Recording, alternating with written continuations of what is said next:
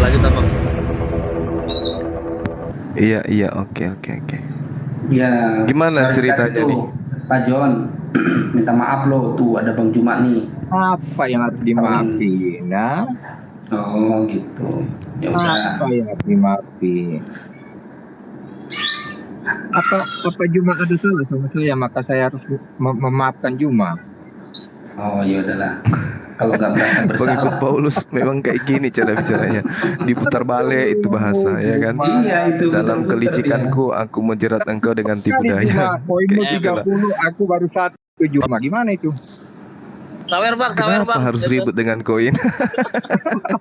Kaget ini orang. Bahas poin itu tadi. Allahu Ada Akbar. ibu Juma, dia keberatan. Saya Kenapa dia? bilang, katanya saya mengatakan jangan naikkan Juma. Juma cari koin, ku bilang. Ibu itu kejang-kejang Juma. Jadi Kok aku jadi cari koin? Mana Iya. bisa? Itu tadi Saya kan yang ada mensuplai naik ke atas. mensuplai koin itu ke 10 orang kan saya. Habis itu dia sawar ke saya lagi. Emang apa masalahnya? Makanya ku bilang, sawer-sawer lah sama host. Cinta salawat tadi katanya menunggu. Allahu Akbar.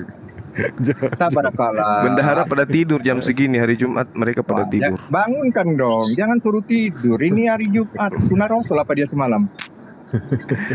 Sunnah Rasul itu setiap saat. Sekarang ini kami lagi dakwah itu sunnah Rasul. makanya Menyampaikan kebenaran kepada Anda itu sunnah Rasul.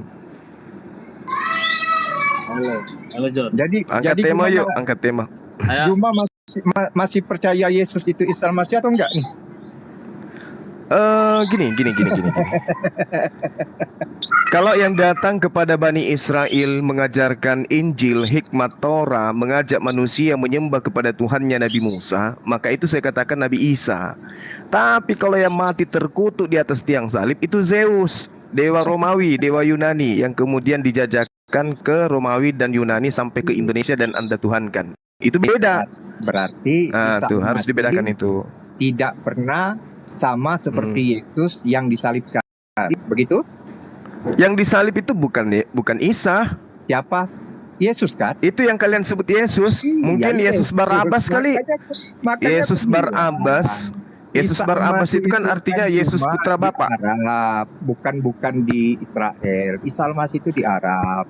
Yesus itu Yesua HaMashiach itu di Gitu Israel. ya. Nah, jadi kalau Juma mau bertanya siapa yang disalibkan, Juma harus ke Israel, jangan ke Arab. Oh gitu. Kalau saya tanya orang-orang Yahudi, Bung, praktisi Torah, mereka mengatakan yang disalib itu adalah anak Zina, anak dari Pantera, salah satu tentara Romawi. Gimana itu? Berarti Benar nggak tuh? Berarti Al-Quran Ini kamu bongkel ini lah saya. hoax. Oh, jangan ke Al-Quran, jangan ke Al-Quran. Anda kan bertanya, Anda kan mengatakan saya harus bertanya kepada orang Yahudi, kan gitu. Nah, setelah saya tanya orang Yahudi, katanya Yesus yang kalian sembah itu adalah anak zina dari salah satu prajurit Romawi bernama Pantera. Aduh. Dan itu Pantera. ditemukan di dalam kitab Tanakh mereka. Ada di dalam Talmud. Kalau itu benar, berarti Al-Quran hoax. Alkitab Oh enggak, Al-Quran memang mengatakan begini. Enggak. Orang Yahudi itu, Bung, dengarkan saya, Bung. Dengarkan saya supaya Anda sadar gitu. Orang Yahudi itu di dalam Al-Quran adalah orang yang gemar memutarbalikkan fakta yang datang dari Allah. Itu dalam agama kami gitu loh. Makanya kalau Anda mengatakan benarkah demikian semua, saya kembalikan kepada Al-Quran, Bung. Al-Quran dengan jelas mengatakan wala talbisul haqqa bil batil wa taktumul haqqa wa antum ta'lamun. Jangan kau campur adukkan apa yang batil apa yang dengan yang hak gitu loh. Jangan kau sembunyikan yang hak itu. Kalau Anda ragu dengan penyampaian Al-Quran ini, silakan Anda baca di Yesaya 1 apa yang diterangkan oleh Tuhan di dalam kitab yang Anda ambil dari agama lain itu. Bagaimana kemudian Tuhan mengutuk orang-orang Yahudi. Kenapa mereka dikutuk? Karena mereka itu dikatakan sebagai pendusta, orang yang tegar tengkuk, orang yang suka membunuh para nabi, orang yang suka kepada kejijikan, orang yang suka kepada persundalan. Yesus datang yang Anda katakan Tuhan itu ditolak sama mereka. Apa itu masih kurang? Coba. Mari kita rasionalisasi itu harus dipakai dalam beragama. Ditolak nggak Yesus ketika datang kepada Bani Israel?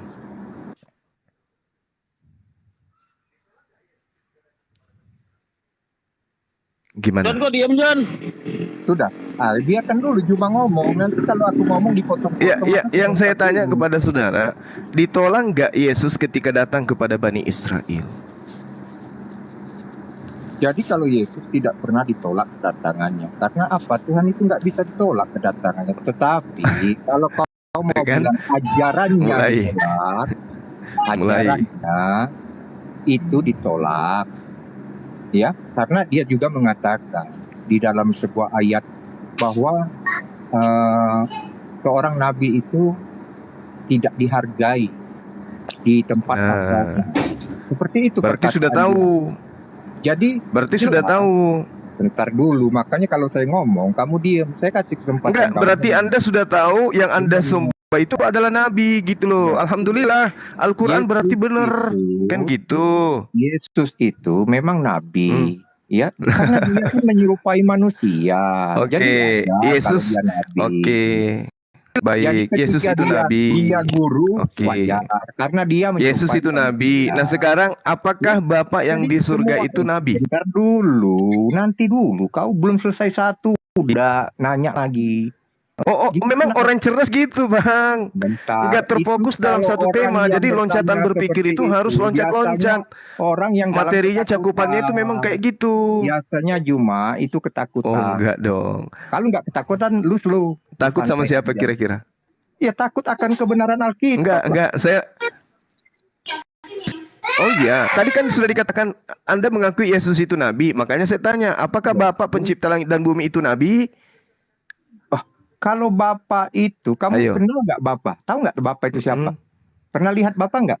Bapak itu adalah Tuhannya Yesus, Tuhannya Yesus, Bung. Nah, Itu oke. Tuhannya Yesus. Karena kamu tidak tahu Gimana? siapa Bapak itu, saya kasih tahu nih Loh, dalilnya. saya kan barusan jawab. Saya barusan jawab, Iya, Bapak saya itu kasih tahu adalah dalilnya, Tuhannya itu pendapat Yesus. kamu.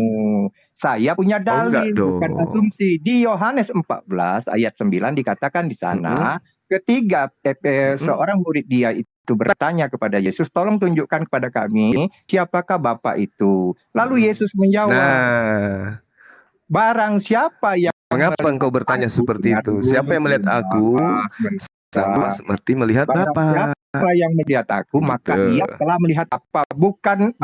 Bukankah kamu paham maksud artinya itu? Barang siapa yang melihat aku, maka ia telah melihat Bapa. Artinya Bapa siapa ada di yang dalam memplototin aku, Yesus aku di gitu ya dalam maksudnya ya? Bapa. Artinya begini, kata, itulah Plototin. keesaan daripada Tuhan itu.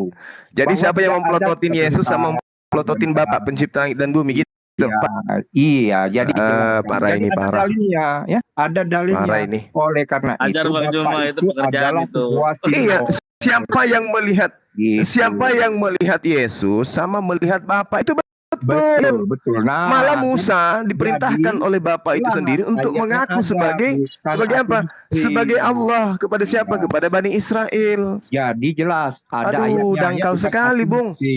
Bukan asumsi. John, coba ada baca ayat ayatnya. selanjutnya John. Tapi Jangan Anda separuh- menafsirkan John. Iya. Anda menafsirkan tadi apa jelas. itu? Anda menafsirkan apa? Itulah Apa satu yang jelas? kesatuan yang disebut keesaan daripada Allah ilah. Satu kesatuan, Iya. satu kesatuan. Jadi yang nete ini adalah Bapak gitu maksudnya. Iya, roh Allah Wow. itu ada di dalam tubuh Yesus. Inilah yang kami yakini. sebagai Berarti yang Tuhan nete kami. ini adalah pencipta langit dan bumi. Yang apa? Bung, jadi yang nete ini pencipta langit dan bumi. Netek maksudmu? Yang nete sama ibunya itu Di pencipta langit dan mana bumi. ayatnya ada netek itu di mana? Coba tunjukkan saya. Lah, Yesus jadi bayi. Di mana Masa nggak ayatnya netek? ada netek? Normal dong. Iya, kau tunjukkan ayatnya di mana Yesus netek. Yesus itu dibesarkan, Di mana dilahirkan. ayatnya Yesus netek? Kenapa rupanya kalau tidak ada Di mana tertulis dia netek? ayatnya Yesus netek? Maka jangan pakai asumsi. Enggak, saya tanya. Juma, Saya nggak pakailah asumsi. dalil yang di Saya dalam tidak Alkitab. asumsi, Bung. Kalau kau tidak Roma berasumsi, 3 kau nomor 1 dia tunjukkan dilahirkan, ayatnya. Bung. Kau tunjukkan ayatnya dia netek. Aku tahu dia dilahirkan. Kalau Kau yang menyusui bertanya, ya sama itu dengan kan nete bukan? Kau mengatakan Yesus netek. Nah, di mana Yesus John, netek? kalau yang menyusui bertanya. itu sama dengan netek Nggak bukan? usah ikut-ikutan dulu, brother. Sebentar. Ini antara saya Enggak dengan sama. Juma. Enggak sama. Ya. Jadi jangan kalian ikut-ikut dulu. Ya. Kalau memang tidak ada, jangan Ya. pakai asumsi. Karena Ada kata-kata dalilnya, itu Bung. Tidak Ada dalilnya. Yesus Oke. netek. Silakan tunjukkan, saya tunggu. Ada. Tunggu. Salah satunya Lukas 11. Ayo. Lukas 11 baca. Apa? Loh, kok jadi silakan baca? Loh, kamu yang bilang Lukas 11, biar saya dengar apa ucapan di sana. Astagfirullahalazim. Kamu udah diajarin masih juga minta dibacakan. Silakan Gimana baca. sih? Narasinya netek itu di Lukas 11. Monggo. Loh. Dan Lukas 11:27 juga. Lukas Coba 11. John baca. Silakan baca. Iya, 27 deh. Tolong dibacakan orang ini biar. Abang pakai HP soalnya. Gimana Kalau suara kata-katanya? Jadi dalilnya Pengen tahu ketika kita. Yesus masih berbicara, berserulah seorang perempuan dari antara orang banyak dan berkata kepada Yesus, "Berbahagialah ibu yang telah mengandung engkau dan susu yang telah menyusui engkau." Duar. Di mana netek yang kau bilang netek itu? Di mana kata Wallahu netek di sana? Akbar. Allah Jadi bicara Nete itu begitu, Pak. menyusui kan? Gini. Nete itu menyusui, salah atau tidak? Saya akan bisa berbahasa kasar nanti kau tersinggung. Jadi ketika kita berdiskusi, Ya silakan, nggak apa-apa, Anda bicara kasar nggak apa-apa. Ini Ya. kita berbicara kebenaran loh. Iya, jadi netek nggak ada kan? Ada. Di mana? Saya ulang bacanya ya, saya ulang ya. Coba kau baca. Saya ulang. Di mana? Di terjemahan lama 1954, dengarkan.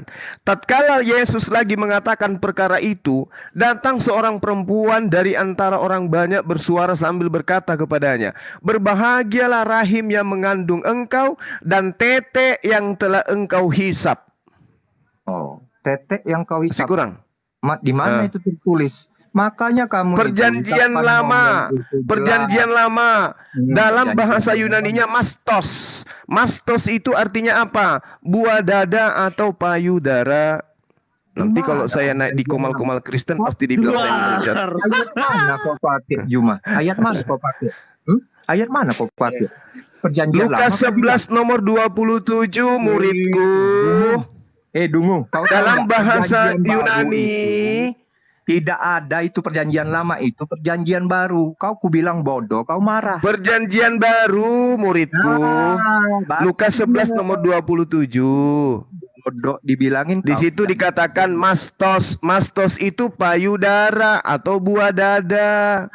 Itu bentuk maskulin. Gimana? Makanya belajar. Kenapa saya ditolak di komal-komal Kristen? Kenapa? Mau tahu jawabannya? Karena saya lebih paham Bible dari Karena mereka. kamu mencari Itu loh, Bang. koin, intinya itu. Makanya kau Lu kok larinya ke koin sih? Kau kan diajak. Kok lari ke koin sih? Enggak mau katanya. Sekarang mengaku enggak bahwa Tuhan Anda netek? Ngaku enggak bahwa Tuhan Anda netek? Tidak. Lah, berarti ini dalil dihapus saja. Dalilnya dihapus. Itu enggak ada. Itu Loh, ini perkataan sudah seorang sangat jelas. ibu kepada Terjemahan Yesus. lama tahun Ketika 1990 berbahagialah orang yang 1954. engkau. Jadi jelas di sana itu Berbahagialah rahim yang mengandung engkau dan tete yang telah engkau hisap. Itu menetek atau bukan? Jelas itu kan? Itu perkataan Jelas apa? orang lain, bukan perkataan ibunya, tetapi perkataan. Berarti orang ini bohong. Berarti orang ini bohong. Sekarang saya bilang sama kamu, berbahagialah orang yang menghisap kontolmu. Kira-kira kamu paham nggak? Astagfirullahaladzim. Kurang lebih seperti itu. Mulai stres ini. Murid saya jangan gitulah. Jangan gitu. Jangan kau berkata. Jangan gitu, enggak bagus. Ini dengarkan. Saya bacakan dalilnya ya. Maka saya akan menjaga lisanku. Oke, setuju? Ini dalil, Bung. Ini dalil. Saya tidak mengada-ngada. Mana dalilnya kata netek di sana? Hah? Ya Allah ya Karim, bahasa original teksnya mastos. Di sana Mastos. itu adalah perkataan seorang ibu yang ketiga itu melihat Yesus. Maka dia berkata, berbahagialah orang yang melahirkan engkau dan menyusui engkau. Nah, menyusui. Berarti Yesus dikatakan menyusui. Artinya Yesus netek atau tidak? Dulu. Jadi Jangan Anda bilang Yesus yang menetekin. Jangan Dia bilang kan Yesus tidak yang bikin melihat, netek ke orang, karena jangan. Yesus Itu penghujatan. Dia sudah mengajar. Apa mungkin Yesus yang berumur 29 tahun netek menurut kamu? Itu bukan berbicara mengenai pada masa itu. Itu berbicara pada saat dia bayi. Ya, Yesus itu sudah Ya mengajar. Allah, segala upaya kamu lakukan untuk membendung seorang ibu kesesatan yang ada pada dirimu, ya Allah, ya Allah, ya Allah. Bukan Yesus dalam posisi sebagai bayi. Bagaimana kalian ini tidak kelabakan kalau ada saya? Dalil kitab kalian aja Anda pelintir sendiri gitu loh. Ya. Oh, saya menghujat, laporin sana biar ku bawa dalilnya ke polisi, ke Polres, Polsek, Polda, Polri. Laporin. KBBI-nya itu, KBBI-nya. Hujat terus, sedikit-sedikit hujat. Bang Suma itu penghujat. Bang Suma itu penghina, penista. Iya, betul banget. Gilir. Apanya yang saya nista? Coba. Ya, kata netek itu nggak ada, tapi kau berkuar-kuar netek. Lah ini dalilmu ada, Bu. Mana dalilnya? Kau Ini buka open chat, saya bacakan ya. Tunjukkan. Egeneto DN Tolegei. Iya, silakan. Auton tauto aparatis ponen geine Ya, tunjukkan aja. tau eklau eipen automakaria he koilia he basta sasa se kai mastoi haus ete lasas. Udah jelas tuh. Yesus dikatakan apa? Netek. Loh, ada perempuan yang memberikan teteknya lalu diisap. Itu apa namanya? Itu adalah orang lain. Saya katakan yang melihat Yesus diberikan tete, lalu Yesus menghisapnya. Itu apa namanya? Dipakaikan perumpamaan itu seperti kau Juma, berbahagialah Juma. Otakmu kayak lato-lato. Engkau dan teteknya yang diisap oleh engkau. Kurang lebih seperti itu. Artinya bukan dalam keadaan umurmu masih bayi, tetapi kau sudah dewasa seperti ini perkataannya. Berarti Lukas bohong dong, John. Jadi maksudmu Yesus netek pada saat dewasa gitu? Ya, menurut mereka seorang anak ini orang disusui. Ini orang kok mau pleset-plesetkan kitabnya sendiri, gimana sih? Itu menurut kamu. Artinya aku tidak melihat apa kau ditetein, apa dikasih dot. Siapa tahu kau minumnya susu kaleng Juma. Kau tidak pernah ditetei. Siapa yang pernah melihat? Loh. Gimana kok? Ini Anda minta dalilnya di mana Yesus netek, ya kan? Saya kan udah bacakan original teksnya itu sudah sangat jelas. Masih kecil netek. Kai mastoi ru etalasas. Apa itu artinya? Dan payudara dan tete yang kau hisap. Kok jadi salah saya? Aduh, inilah kau hobi ngisap tete sih. Jadi pikiranmu netek terus. Loh, kok jadi Yesus dibilang hobi netek? Gimana sih John ini? Habis gigimu kalau netek. Kurang ajar kali kau jadi orang. Di si John ini, aduh. Parah. Mikirin tete. Kok dibilang Yesus hobi netek? Gimana sih? Gigimu habis itu. Makanya buka masker dulu Juma biar kelihatan giginya masih ada berapa lagi. Si John di dalam KBBI. Kok jadi pribadi ini? Lihat KBBI. Ya ampun. Jadi John, mulai sekarang ketika kau berdoa kau katakan, ya Tuhanku yang pernah netek, berilah aku makan hari ini, kan gitu. Juma netek nggak ada. Yang bisa jadi sayang netek itu adalah ibunya atau bapaknya. Jadi kalau orang lain yang Yesus yang netek gimana sih John? Bentar. Kok larinya ke saya? Saya yakin Juma ini pastilah minum netek bukan susu kaleng. Maka kecerdasan dia ini agak-agak gimana ya? Sadaya dia minum susu kaleng, dia agak cerdas. Berhubung dia netek ini tadi, ya, kecerdasannya agak kurang gitu loh. Makanya kau harus minum yang ini, minuman kaleng yang bervitamin, brother. Nutrilon gitu loh. Bicara jangan gemetaran, John. Santai aja, John. Kok sampai gemetaran? Brother. Itu gemetaran adamu, Bung. Waduh, nggak ada istilah gemetaran sama saya. Ya, jadi makanya orang Yahudi itu mengatakan kalian itu bidat. Agama kalian itu bidat. Karena ini, masa Tuhannya orang Yahudi datang netek? Gimana sih? Di mana bidat? Bodat yang ada. Kayak Juma. Iya, memang betul. Bukan malah bodat, malah kalian dibilang guguk. Abodasora kalian itu dibilangnya. Kalau Juma ini bukan bidat, dia bodat. Ya ampun. Jadi kamu sudah sadar bahwa Tuhanmu pernah netek? Jadi Tuhan Yesus sebagai manusia menyerupai Dia nete. kita. Dengar dulu. Dia nete. pasti berjalan dengan kakinya. Kemudian terus nete. dia menulis dengan tangannya. Iya, Ya terus kan? mulutnya dia nete. Dengar dulu. Kalau masalah nete, saya nggak lihat. Kecuali kalau kamu Loh, ini pernah dalilnya. melihat. Nah, emang kamu Tidak lihat ada kakinya ayat. berjalan? Tidak Kamu lihat ada kakinya ayat. Yesus berjalan? Kamu lihat tangannya Yesus Nah, lu menulis? udah Bidat, Kalau lu itu bidat lu. ada, karena dia berjalan. Parah ini, Tapi parah, murid-muridnya. parah. Lu. Itu jelas. Kamu ditertawakan ribuan orang loh. Gimana jadi sih? Ribut kagak ada lu ya, berjalan, berjalan ke kakinya lu. Yesus Ayatnya nggak ada lu. melangkah, Yesus makan, itu ada ayatnya, ya. Yesus nete. Nah, kalau Yesus nete belum ada. Juma aja yang buat nanti. Loh, Lah, itu itu dalilnya Lukas ada Lukas 11. Sudah. Nomor 27. Gimana sih orang ini? Ya Allah ya Karim. Begini John, begini John. Begini. Jadi Juma begini. John. Ada ibu-ibu Gini, mengatakan John. kepada Juma, berbahagialah John. wahai kau Juma, ibu yang mengandung engkau dan yang memberi susu kepada engkau. Ah, itu perkataan kepada Juma Oh, karena dia dalilnya pintar enggak dan- begitu, Bung. Bentar Eh, dulu. kamu suka-suka Jadi kamu itu, ngarang lo. orang itu Ih, mengatakan malu. kamu pada saat kamu ini berumur malu, 29 tahun. Jadi bukan. Maksudnya Yesus nete umur 29 tahun. Ih, gila nih orang. Nggak mungkin kan? Gimana sih? Makanya nggak mungkin Juma nete umur 29 tahun. Loh, kenapa Kalau jadi saya? Di Lukas itu Yesus, bukan saya loh, John. Pada saat Yesus umur berapa dia ayat itu berkata? Coba. Nah, dia katakan, wahai Yesus, berbahagialah Iya. orang yang menyusui, yang kau hisap tetek. Nah, kan Umur begitu berapa? dalilnya. Umur berapa Yesus waktu itu dia dibilang? Dia seperti diceritakan itu? pada saat itu, pada saat usia 30 tahun itu.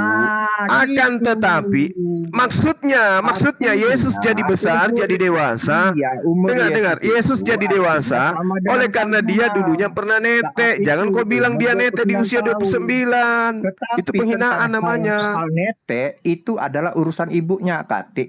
Ya, ayatnya tidak tertulis. Loh, gimana tidak tertulis? Tidak ada ayatnya. Ya Allah, Maria ya Karim. mengatakan Yesus kususui, nggak ada. Astagfirullahaladzim. Saya bacakan lagi dalilnya ya. Saya bacakan lagi ya supaya kamu paham ya. Maria yang menyusui itu nggak ada. Kecuali di Al-Quran. Saya bacakan lagi ya. Saya bacakan supaya di kamu itu Alkitab tersadarkan. Nah, Kai mastoi rumah atetalas. Atelasas. Hisap apa itu? atau payudara yang kau hisap. Nah, tuh muncul tuh. Cinta salawat tuh. Nah, tuh. Dan Umur tete Yesus berapa? dan Umur Yesus tete berapa? yang geser Bang, Iya, yang umur tete Yesus yang berapa di sana? Coba agak Tuh, lebar Bang, dikit. coba. jangan Lihat, kamu lihat, bilang lihat. Yesus nete usia 29. Jadi itu adalah perkataan Kan nggak bagus yang kalau- disampaikan seorang ibu ketika melihat Juma saat ini di TikTok. Dia buat komen di bawah. Berbahagialah Juma, ibu yang mengandung engkau dan yang menyusui engkau. Artinya dia mengatakan seperti itu. Apa dia melihat? Nah, itu artinya bahwa saya sudah besar saat sekarang. Dulu waktu saya bayi, nete ke ibu saya. Itu nggak salah, Bung. Berbahagialah ibu yang telah mengandung engkau dan tete yang telah engkau hisap. Minum susu kaleng itu terbantahkan. Ya, apalagi minum susu kambing. Terbantahkan. Wih, jadi kau katakan Yesus minum susu kambing? Astagfirullahaladzim, ini semakin parah ini. Kecuali kau punya Begini John, dengar. Tete ini Bang. Dengarkan saya John. Dengarkan saya John. Santai. Begini John, kenapa hari ini engkau malu dengan Bibelmu? Karena Tuhan di dalam kitabnya Yahudi mengatakan begini, Miyasar el upesel nasak lebilti hawil. Siapakah mereka yang membentuk Tuhan atau menggambar, mencetak Tuhan dalam bentuk apapun? Dia akan kubuat malu. Jadi kami ada dalilnya tuh. Maka hari ini ketika Anda mengatakan Tuhan Anda nete dan faktanya Tuhan Anda dikatakan nete, Tuhan mengatakan di dalam kitabnya orang Yahudi, Henkal haberai basu waharasim hemma we adam yitsgab basu kulam ya amadu yifhadu basu yahad. Mereka semua akan kubuat malu, akan kukumpulkan mereka yang membentuk Tuhan dan akan kubuat mereka malu bersama-sama. Nah, hari ini Anda malu. Ini Saya akibat tidak daripada pernah apa? malu mengikuti Yesus Anda dan nggak mengikuti malu. Alkitab itu tidak Anda pernah nggak malu. malu, berarti Anda Yang kena malu dengan itu Al-Quran. Al-Quran ayat mengatakan itu summum dengan bukmun umyum ayat yang fahum di la dalam yarji'un. Al-Qur'an Mereka 157 yang buta dikatakan di bisu sana tuli. bahwa di dalam Al-Qur'an ini telah diputar-putar ayat-ayatnya itu ada di Al-Baqarah 157. Apa? Allahu Akbar. Kitabnya orang Yahudi mengatakan, basu akan kubuat malu orang-orang yang mengatakan Tuhan dibentuk, Jadi, Tuhan digambarkan. makanya Itu dalil dalam kitabnya orang aku Yahudi. dari awalnya kan sudah ngomong Jadi kalau hari ini sama Anda kamu malu, bahwa Muhammad kalau hari ini itu Anda malu, menerima itu sebuah disebabkan kitab, karena memang ada sebuah datanya buku. gitu loh. Jadi bukan menerima perkataan. Niasar el upesel lasak labil ti hawil 41 ayat 3 bahwa dikatakan kitab ini lari ke diberikan Al-Quran. di dalam kepada orang-orang yang memahaminya. Nah, jadi kitab ini dalam tulisan bahasa Arab untuk kaum yang mengetahuinya. Jadi Muhammad itu mendapat kitab, bukan mendapat perkataan. Nah, yang anehnya John, Yesus itu orang Aram, orang Palestina. Kitab itu apa? Tiba-tiba Kitab itu apa, bahasa Bung? Yunani Kitab gitu. itu buku cuma kayak saya kasih tahu. Bukan, kitab itu artinya ketetapan. Kitab itu buku, Salah Bang. kamu. Makanya Aduh, Alkitab itu buku. kalau buku itu kitabun. Iya, makanya kitabun itu adalah buku. Ya. Aduh.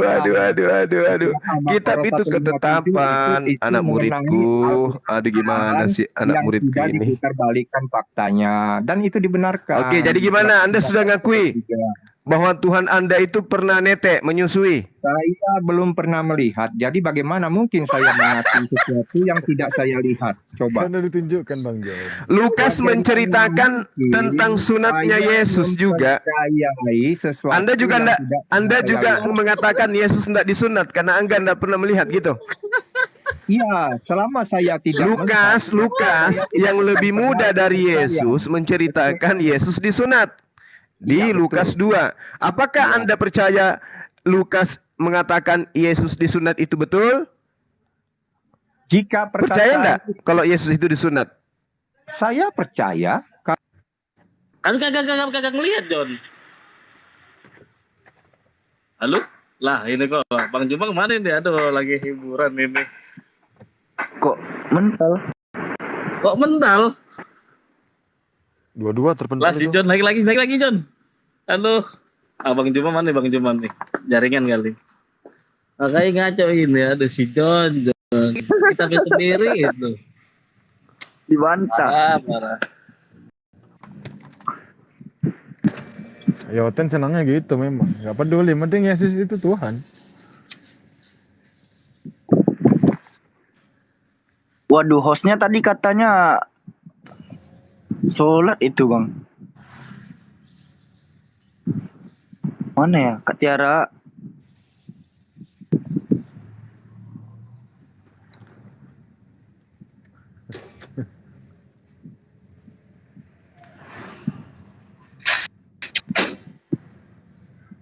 Tiara. Halo Kak Tiara.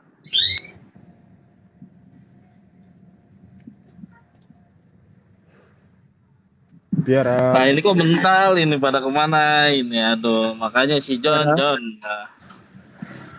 Naik lagi John. Bukan ada hiburan John ini aduh. Berarti misalnya Yesus disunat itu nggak percaya dong kan si John kagak ngeliat. Iya. Mana Bang Juma nih? Hostnya lagi sholat katanya tuh. Iya tadi hostnya. Oh iya. Aduh Iya, hostnya Kak. itu ya. Ngantuk ya hostnya. Sebentar. Ini piara Kan lagi siapa? Kak. Gak kenal dah suaranya. Chatnya ininya. Iya, naikkan lagi Bang Zuma sama si. Itu ada pelanggar. Hah? Pelanggaran apa? Aduh, ada peringatan. Nggak ada kok di sini. Ada pelanggaran gitu katanya. Gimana? Nggak ada di sini. Belum ada. Ini. Di Belumnya aku itu apa? Ada tulisannya dan dewasa gitu. Iya, Tahu. sebentar, Si sebentar. Oten kejang-kejang gitu Oten itu. Kena report ya kak roomnya. Enggak, ada Kan aja suruh peringatan. naik Nona. Bang Juman naik dong, Bang Juman. Naikin dong. Iya naikkan aja dulu bang Zumanya kak Iya, sama si Jen. Ya, Tadi. sebentar. Kirim permintaan aja. Gimana ini? Sebentar. Itu, kirim permintaan dulu. Gak apa-apa, tadi tongolin aja. Bisa kalau ditarikin. Iya. Oh, wes tuh, Udah wes. tuh, udah wes. Belum ada. Belum ada. Belum ada. Iya, belum ada. Ini Bang Juman satu noh. Udah noh. Tuh.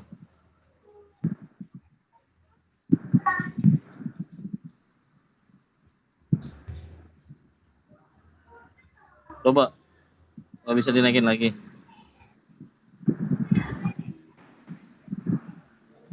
Makanya kalau ngebahas kitabnya, ada pihak mereka itu nggak bakal berani. Soalnya ya, satu memang udah amburadul, dua salah terjemahan, tiga salah penafsiran. Pasti mereka bilangnya itu udah iman tentang keimanan. Kalau namanya keimanan nggak usah diskusi gitu. Soalnya Iya. keimanan itu mesti berbeda. Kitab sendiri pun dibantah. Bentar. Ini gimana? Ya gimana kak? Belum ada permintaan naik. Oh, Udah ada. Bang Cuma ya di akun gitu ya. Oh ganti akun. bentar, sebentar. Ini Bang Franky mau naik. Aneh si Jo naik lagi. Oh, Bang Frank ya, oke. Lanjut Bang. Pak Jonnya nggak ada. Lagi ke klinik, Bang Jon. Beli Bodrex. Masako ya Bang ya. Kopi pakai Masako. Memang berat itu. Makanya Tuhannya orang Yahudi mengatakan, siapakah mereka yang membentuk aku dalam rupa patung, dalam rupa gambar. Ya, itu Tuhan katakan itu dalam Yesaya 44 nomor 10 loh itu. Mereka semua akan kubuat malu. Jadi kalau hari ini, sore ini kita melihat John panik seperti itu ya, karena memang sudah dinubuatkan. Mereka itu akan kubuat malu. Ini masih mending loh. Masih bagus loh. Masih dibuat malu seperti itu. Tuhan justru sangat murka kepada pendusta. Ya. Tuhan itu murkanya sangat luar biasa. Di dalam kitab Ayub 2 nomor 9, Ayub justru mengatakan bahwa orang yang mengatakan Tuhan itu terkutuk, Tuhan yang terkutuk dan seterusnya dikatakan seperti perempuan gila kan gitu. Jadi ya saya sangat percaya kepada Quran yang bercerita tentang orang-orang yang zalim ini. Orang-orang zalim ini tidak ada kepastian di dalam kehidupannya. Kitabnya pun dianggap sebagai lelucon gitu. Iya kan? Sebab itu beginilah firman Tuhan Elohim. Oleh karena kamu mengatakan kata-kata dusta dan memelihara perkara-perkara bohong, maka aku Tuhan menjadi lawanmu. Demikianlah firman Tuhan Elohim. Jadi bukan saya lawannya si John tadi itu, lawannya adalah Tuhan. Kitabnya sendiri yang membuat dirinya malu. Yehezkiel 13 nomor 8. Sebab itu beginilah firman Tuhan Yod-Heh-Vaveh. Oleh karena kamu mengatakan kata-kata dusta. Apa kata-kata dustanya? Katanya Tuhan pencipta langit dan bumi nuzul menjadi manusia, kata dia tadi. Makanya ada perkataan di dalam Lukas 11 nomor 27. Apakah yang nete itu adalah Tuhan pencipta langit dan bumi? Dia katakan yes. Nah, inilah yang dikatakan oleh Tuhan. Kamu mengatakan kata-kata dusta dan melihat perkara-perkara bohong, maka aku Tuhan akan menjadi lawanmu.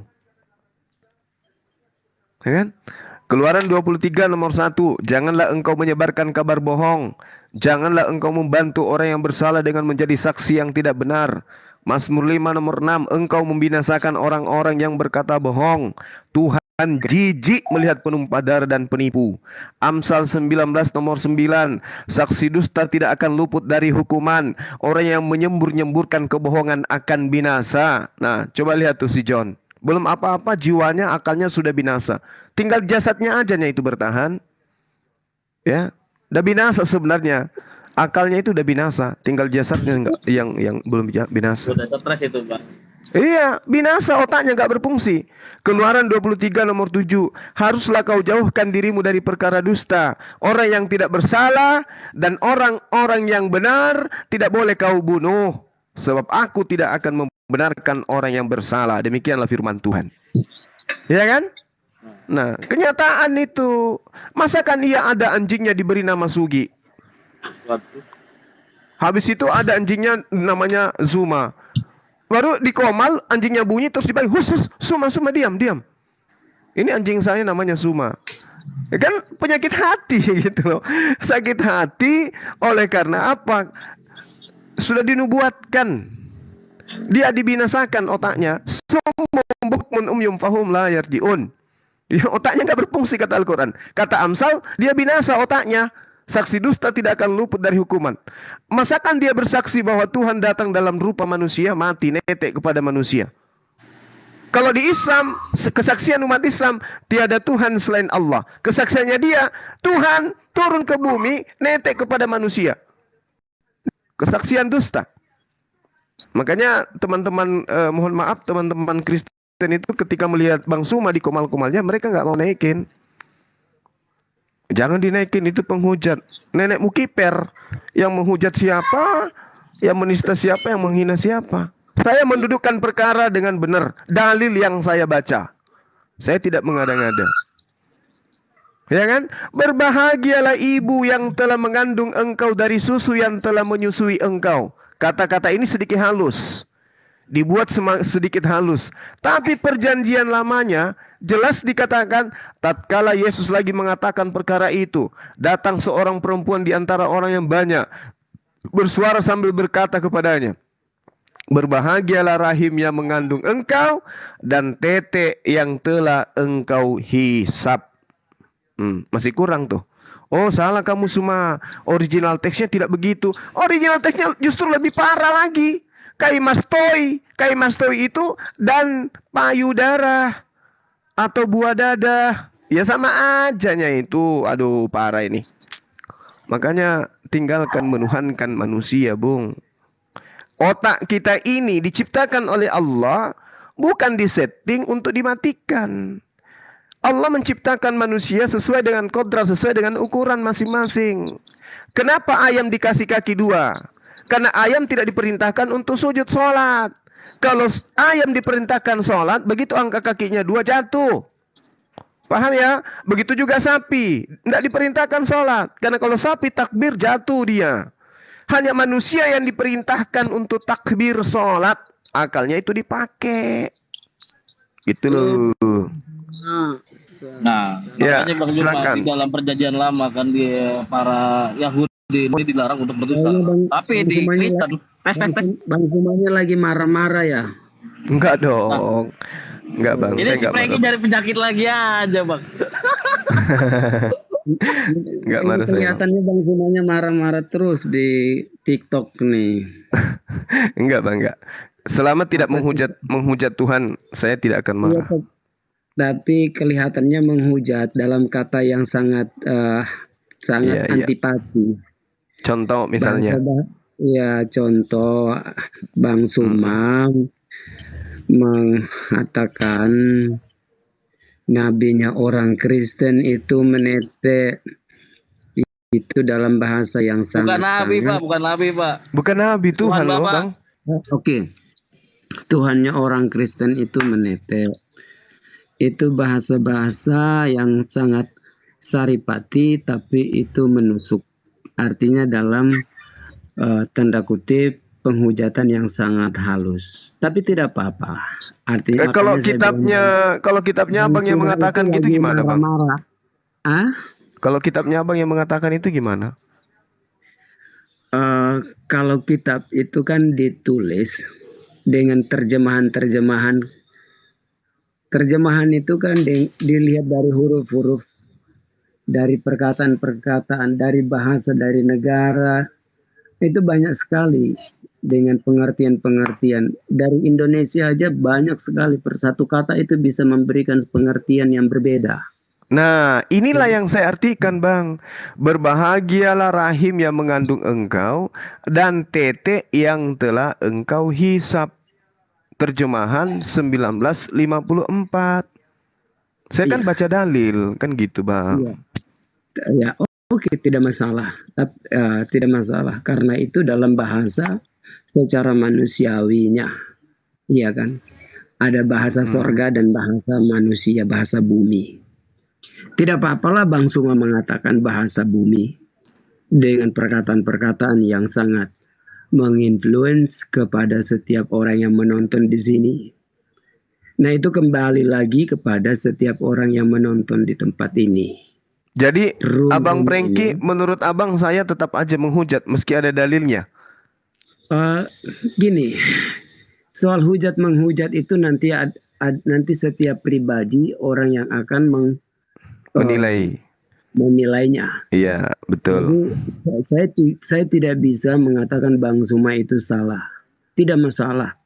Dari Bang Suma saya mengatakan bahwa Bang Suma lagi marah-marah kepada orang Kristen. Katanya ingin mau meluruskan kitab yang ditulis 7 abad sebelum Muslim itu datang. Nah, kalau misalnya pertanyaan ini saya menanyakan kepada Bang Zuma. Iya. Umat Kristen mengatakan bahwa dalam deskripsi pemahaman tentang Tuhan itu yang turun menjadi manusia, firman itu menjadi manusia atau daging ya, dan hidup. Iya kan? Tuhan turun menjadi manusia dan hidup di antara manusia, dan ia bangkit kembali dan duduk di sebelah kanan Allah Bapa. Kan begitu. Itu menurut pemahaman dalam Alkitab. Nah, ini pasti sahabat-sahabatku yang di Muslim pasti menentang. Masa sih Tuhan turun menjadi manusia? Kan begitu. Kalau kita lihat di dalam Yohanes kan pada mulanya kan, bahwa firman itu sudah segala sesuatu yang dijadikan melalui firman. Nah, ketika Tuhan berbicara atau berfirman, berarti dia itu sendiri, firman-Nya itu sendiri, dan dia itu adalah Allah itu sendiri. Nah, dia turun menjadi manusia adalah kemahakuasaan. Dia mau jadi apapun itu, berarti dia adalah Tuhan. Itu dalam pemahaman orang Kristen. Jika ini dipertanyakan kepada saudara sahabatku Bang Zuma dan sahabat-sahabat Muslim yang lain pasti menolak. Nah, jika saya punya pertanyaan, Nabi Muhammad dia menerima Al-Quran ya dalam bentuk wahyu yang diturunkan oleh Jibril. Iya benar ya Bang Sumaya? Betul. Nah, itu dalam bentuk Al-Quran, dalam bentuk buku.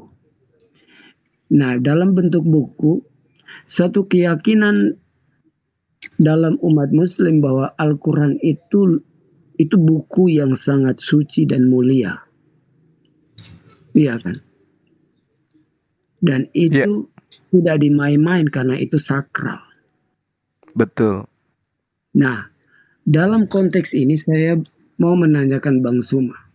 Iya. Firman yang turun menjadi buku atau firman yang turun menjadi manusia?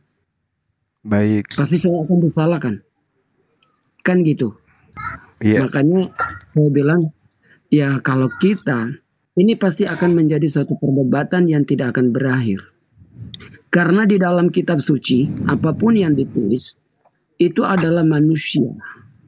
Manuskrip apa saja, dari abad ke abad. Apalagi kita bisa melihat dari perbedaan. Dari kitab suci yang ditulis, dengan fakta dan sejarah, dengan arkeologi yang sudah para bapak-bapak gereja ya, orang sejarawan, saintis atau apapun, itu kan sudah menyatakan dalam kekristenan tentang Yesus itu siapa. Dan itu tulisan-tulisan yang dituliskan oleh Yohanes dan memiliki muridnya yang namanya Polikarpus. sampai dengan beberapa muridnya yang lain yang menuliskan itu kan sejarah. Yohanes itu adalah murid Yesus itu sendiri, dia melihat kenyataan di sana dan sejarah menuliskan dengan fakta-fakta yang ada. Nah ini kalau misalnya dibicarakan pasti dibantah. Nah makanya saya bilang ini tidak akan berakhir karena kontradiksi, perbandingan kitab suci antara Al-Quran dan Alkitab pasti ada perbandingan, ada plus minusnya. Jadi kalau kita mau bicara tentang ketuhanan, kita tidak akan berakhir. Konsep ketuhanan itu semua, pasti Buddha punya konsep ketuhanan. Apakah Anda menyalahkan orang Buddha? Apakah Anda menyalahkan orang Hindu? Mereka punya konsep tersendiri. Cuma khotbah ya ini ya. Pertanggungjawaban iman kita dengan Tuhan Ya, kita sendiri. Bukan masalah khotbah. Hanya karena saya melihat bahwa di setiap kontennya Bang Zuma itu luar biasa. Orang yang punya hikmat, orang yang punya pengetahuan. Tapi pengetahuan ini hanya menyudutkan setiap umat. Kadangkala kita merasa memang Anda pintar, cerdas, tapi hanya Anda bisa, Bang Zuma itu tidak membaca dari satu kesatuan kitab suci dengan merujuk kepada fakta sejarah. Jadi hanya mengambil satu ayat dalam kitab suci lalu membuat satu narasi, membuat satu deskripsi yang sangat luar biasa, yang fenomenal untuk mempengaruhi pikiran-pikiran sahabat-sahabat siapapun yang menonton di dalam room ini. Dan terima kasih Bang Zuma sudah membaca Alkitab yang luar biasa. Anda mengajarkan orang Kristen untuk membaca dan menghayati firman itu. Semoga Bang Zuma diberkati Tuhan sehingga nanti akan menjadi seorang pendeta yang luar biasa. Udah. Oke. Udah ya Pak ya. Jadi gini Bapak. Iya. Saya tolong dikasih saya ruang gini. Islam itu menjelaskan begini, tapi jangan Anda merasa karena Anda bukan ahli kitab. Al-Quran menerangkan begini, Bismillahirrahmanirrahim. Ya ahlal kitab, la taglu fi dinikum, wa la taqulu 'alallah ilal haqq.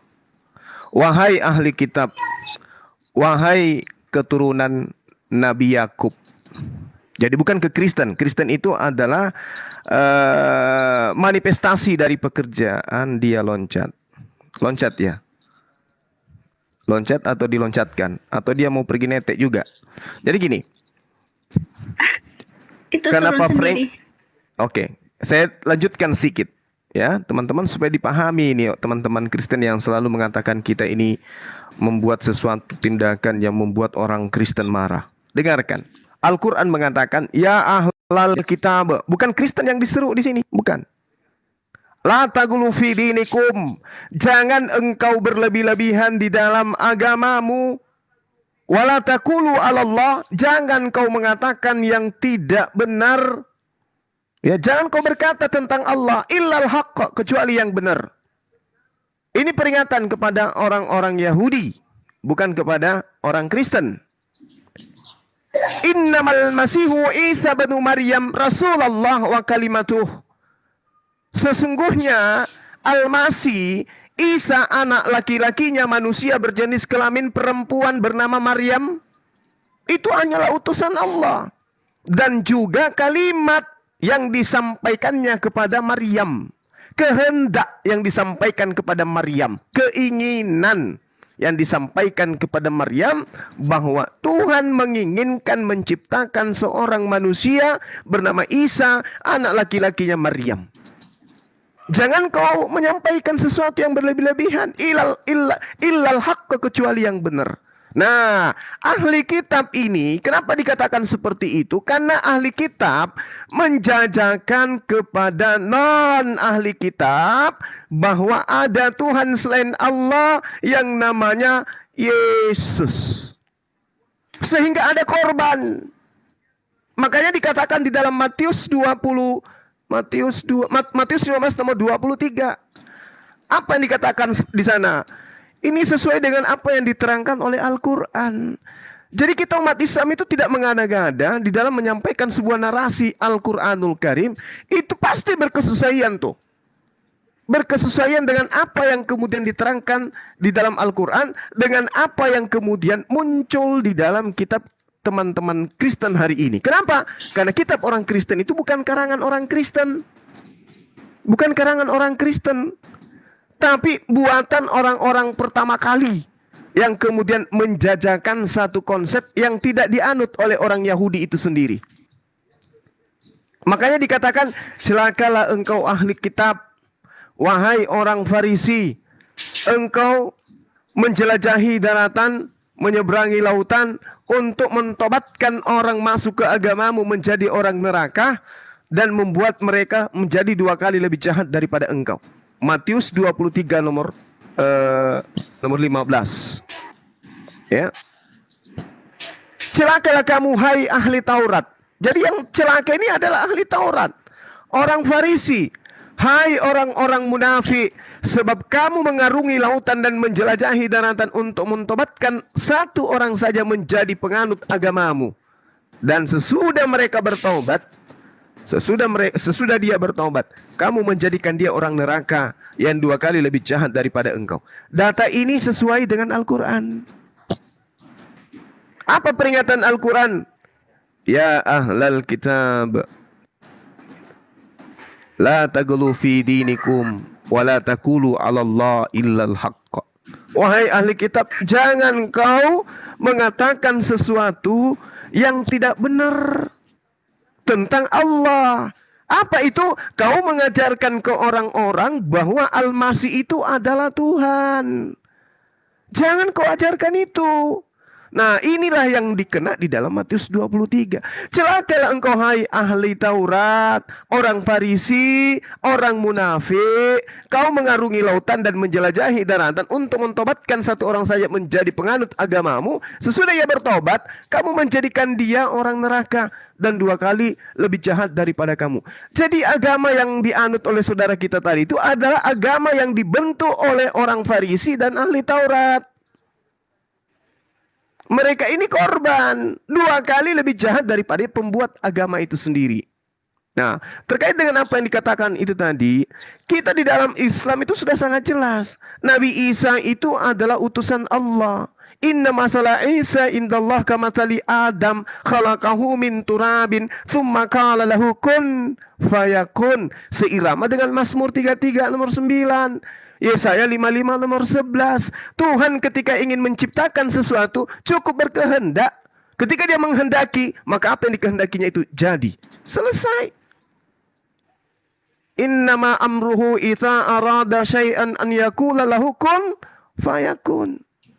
Seirama dengan Mazmur 33. Makanya ketika Tuhan menghendaki Maryam yang perawan ini hamil dan melahirkan anak, Tuhan tinggal mengutus Gabriel kepada Maria. Maria, Tuhan pencipta dan bumi menginginkan engkau hamil. Hamil dia.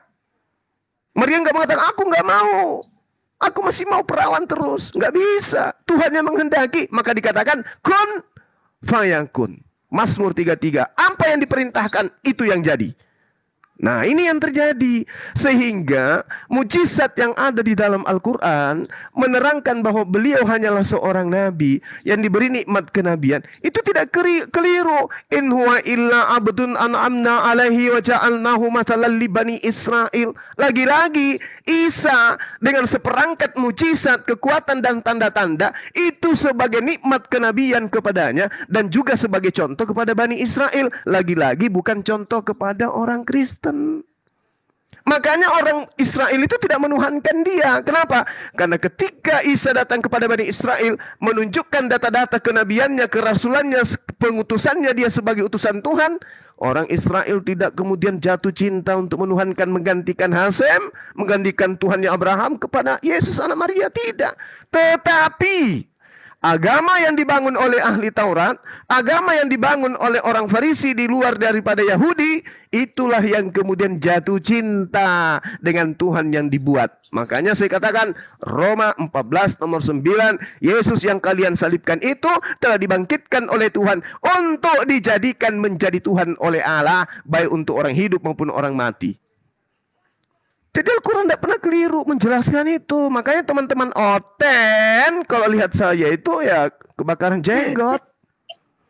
Isqalatil malaikatu ya Maryamu innallaha yubashiruki bikalimatin minhu ismuhu Ahmad ismul masihu Isa bin Maryam wajihan fid dunya wal akhirah wa minal muqarrabin. Nah, seperti itu teman-teman. Saya juga berkhutbah karena tadi juga berkhutbah. Oke, mungkin masih ada yang mau membahas tentang Tuhan yang tetek, menghisap tetek. Silakan dilanjut. Saya kira ini adalah materi yang sangat menarik sebagai terapi buat teman-teman kita di luar sana, bahwa kalau Anda mengaku sebagai orang yang berakal sehat, maka dudukkan perkara agama Anda dengan filter akal sehat. Jangan beragama ketika agama itu bertolak belakang dengan akal, tetapi dudukkan perkara akal sebagai filter untuk menerima kebenaran dari Tuhan pencipta langit dan bumi. Oke, mungkin masih ada yang mau diterapi, silakan naikkan. Masih ada waktu 15 menit. Belum ada lagi. Oh iya. Silakan Oten. Oke, silakan Adinda yang lain.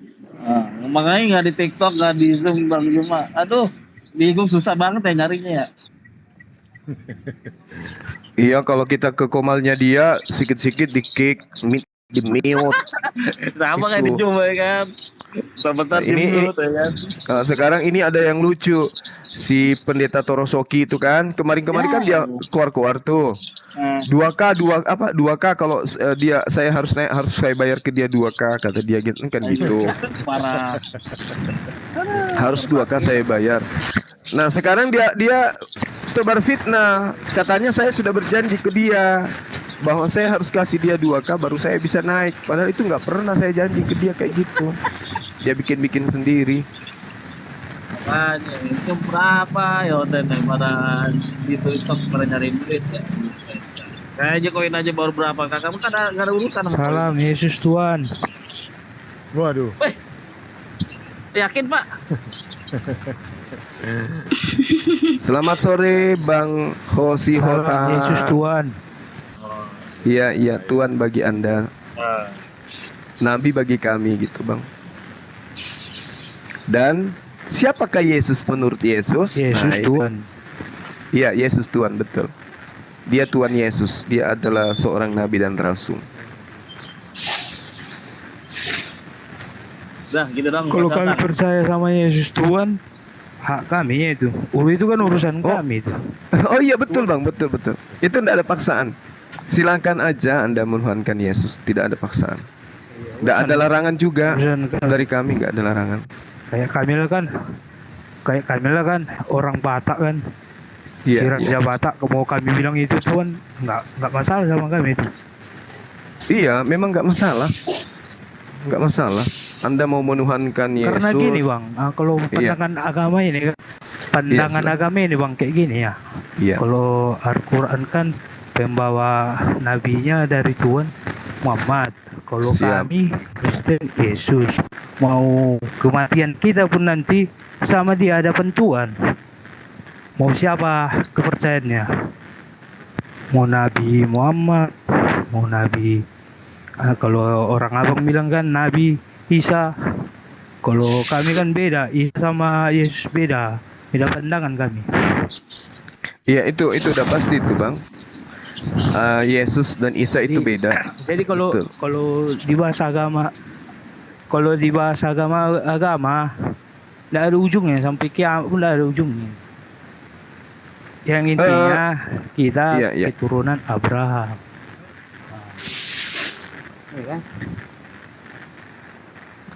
Iya. Kalau abang punya agama, silakan aja beragama kan gitu. Tapi kalau dibilang sekaligus keseluruhan Batak, saya rasa Batak juga banyak yang Muslim Bang, banyak juga yang percaya Yesus itu hanya sebatas nabi gitu. Tidak semua Batak kan Ya menjadi. kami menghargai. Enggak gini, kami menghargai pendahulu kami. Nah, bagaimana kalau Tanpa pendahulunya pendahulu salah Bang? Kami nggak ada bisa di Indonesia ini dah. Itu urusan itu. Kalau buat pertanyaan nanti kenapa pendahulunya kayak monyet, nanti bisa juga kayak gitu pertanyaannya kan. Ya kan? Iya. Biasanya itu bang, urusan belakang itu kan sejarah yang lampau, nggak bisa kita bantah lagi. Kita rintangan kita untuk ke depan ini kayak mana Al-Quran, Alkitab bisa menjaga, tidak bisa komunis menghilangkan suatu agama. Itu rintangan kita karena virus-virus ini pun tidak bisa menyelamatkan manusia. Ya kan? Iya betul. Setuju. Agama saya tidak bisa menyelamatkan rintangan kita ke depan ini. Agama kita segala ke depan tenang aja anak kita gitu kan. Kalau susah banget kan Indonesia ini kan, kalau dibahas agama kan sensitif dia, apalagi mau pemilu 2004 ya kan. Iya, justru itu Jadi, dibangun baguslah dialog supaya anak masalah kedepannya agama itu berbeda. tidak tabu gitu. Kenapa Indonesia kalah kan? Kenapa Indonesia kalah di AFF? Karena nggak bersatu kita berdoa. Begitu juga di Mobile Legend kalah, nggak bersatu kita. Masa lebih kuat orang itu menyembah patung ya kan? Orang itu Hindu menyembah patungnya orang itu lebih kuat orang itu. Kita cuman bersatu aja susah. Iya betul. Karena kajian abang kan udah tinggi agamanya, tapi itu sangat dihargai. Itu cara abang lah untuk menghargai Tuhan abang kan gitu. Aku dengar tadi Bang Juma ini 02 ini cara menyampaikannya sampai ayat-ayat Alkitab. Berarti mempelajari suatu agama yang lain, bukan mencari suatu kebencian untuk meningkatkan suatu keimanannya. Oh bagus juga gitu. Karena saudara kami pun banyak juga yang Muslim bang, kayak orang Batak ya kan, banyak yang kayak Muslim. Betul. Saling bergandengan tangannya. Iya, kalau itu Susah pasti dia di media merajut sosial ini. persaudaraan Sensitif. sebangsa dan setanah air itu wajib hukumnya. Itu pasti itu. Bisa kita ngangkat Piala Dunia bang. Iya, jadi apa yang kita mau bahas nih? Tanyalah bang kita. Keturunannya lah bang ya. Selamat. Ya, makasih ya Bang Sihotang. Salam persaudaraan. Ya. Anda saudara saya yang Aku baik. ngasih pertanyaan dulu ya, pertanyaan. Mau bertanya Ngasih dulu. pertanyaan ke orang gila itu masuk surga atau masuk neraka? Orang gila yang betul-betul gila ya, bukan yang membuat dirinya kayak pura-pura gila Orang gitu gila. ya kan. Orang gila itu jelas dia tidak ada hukum karena mereka nggak tahu. Iya. Heeh. Makanya kalau mau bebas masuk ke surga ya gila aja. Tapi alangkah baiknya kalau waras bang, biar bisa berkarya gitu. Yang penting jangan pura-pura gila. Jadi maksud pertanyaannya itu orang Islam mengizinkan orang gila masuk surga gitu? Gimana? Orang Islam mengizinkan orang gila masuk surga? Orang gila nggak kena hukum bang. Gimana mau dihukum orang gila kan? Orang dihakimi nanti kan ditanyai, kamu kenapa tidak menyembah kepadaku? Yang tidak menyembah karena gila, bagaimana ceritanya orang gila menyembah?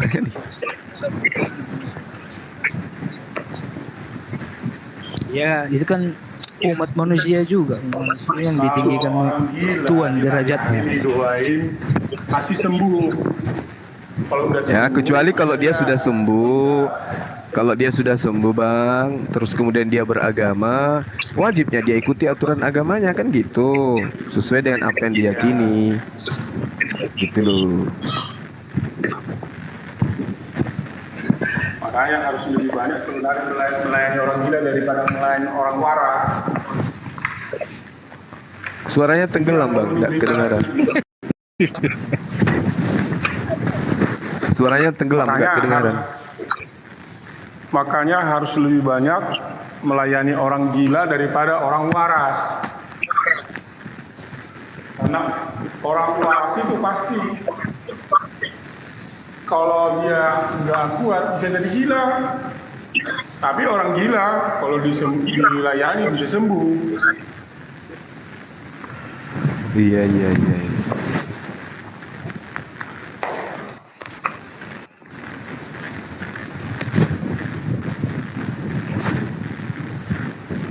Iya, bisa jadi. Ya, mungkin saudara cinta selawat ada tambahan barangkali untuk dialog dengan teman kita. Silakan.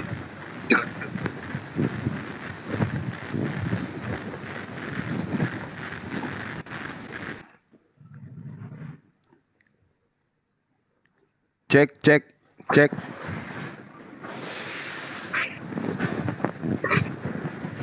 Iya, Oji. Siap abangku. Ya, coba bincang-bincang dulu dengan Bang Preming. Siap. Bang Preming. Saya snack ngopi-ngopi dulu sejenak. Oke, siap abangku. Siap. Abang Preming, aduh. Sehat Bang Preming. Namanya siapa nih? Sehat bang. Sehat bang. Sehat. Oh, kayak suaranya kayak bergema gitu. Oh gitu. Nah, kecil malah, udah bergema kecil lagi.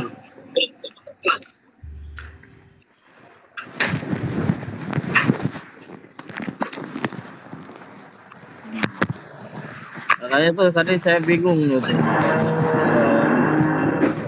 Dibilang tadi siapa Pak Prengki tuh. Saya nanggapin Pak Prengki ya. Di dalam bilangan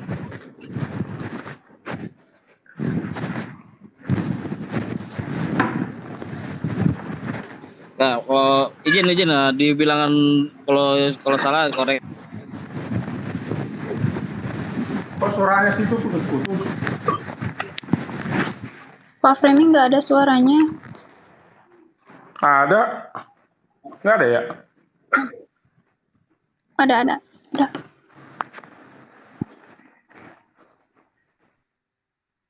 Coba di mute dulu Pak. Katanya mas. Halo. Saya satu. Udah belum? Oke, udah. Udah. Gimana Bang Framing? Suara saya bagus dengeran nggak? Tadi kepal.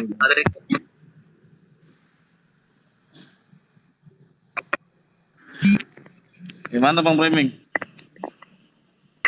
Udah belum? Abel ya pakai 2 pangkat ya? Udah belum?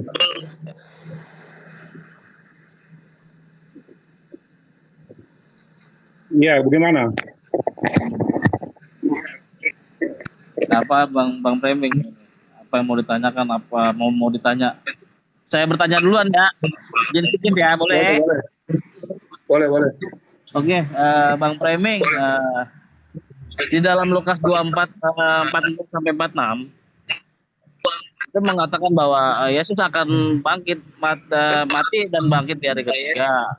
Di dalam perjanjian lama itu di dalam surat siapa ya? Dalam kitab siapa ya?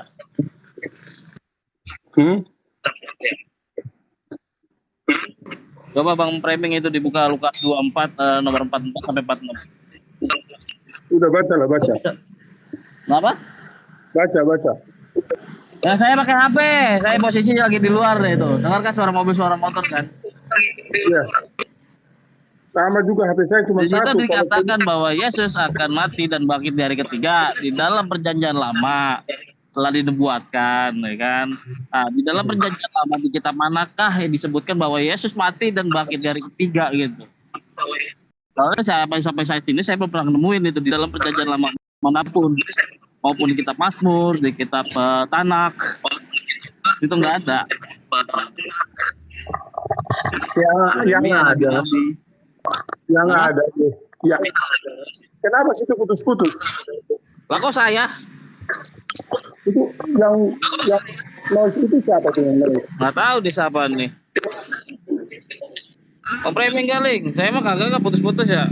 Enggak. Suara saya lagi di luar ini. Makanya gitu. Coba Bang Framing beri buka di Lukas 24 nomor 44 sampai 46. Lukas 22. Lukas 24 nomor 244 sampai 46.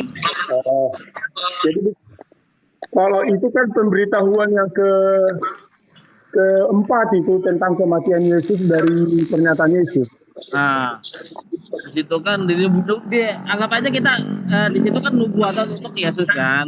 Di dalam perjanjian lama manakah? Lukas 24 itu bukan nubuatan, pernyataan. Iya, di Lukas 24 coba baca 44 aja, 44 sampai 46 gitu.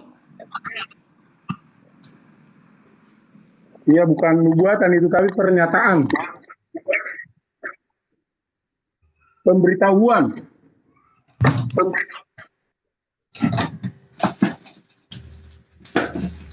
Testing, saya pakai ini lagi.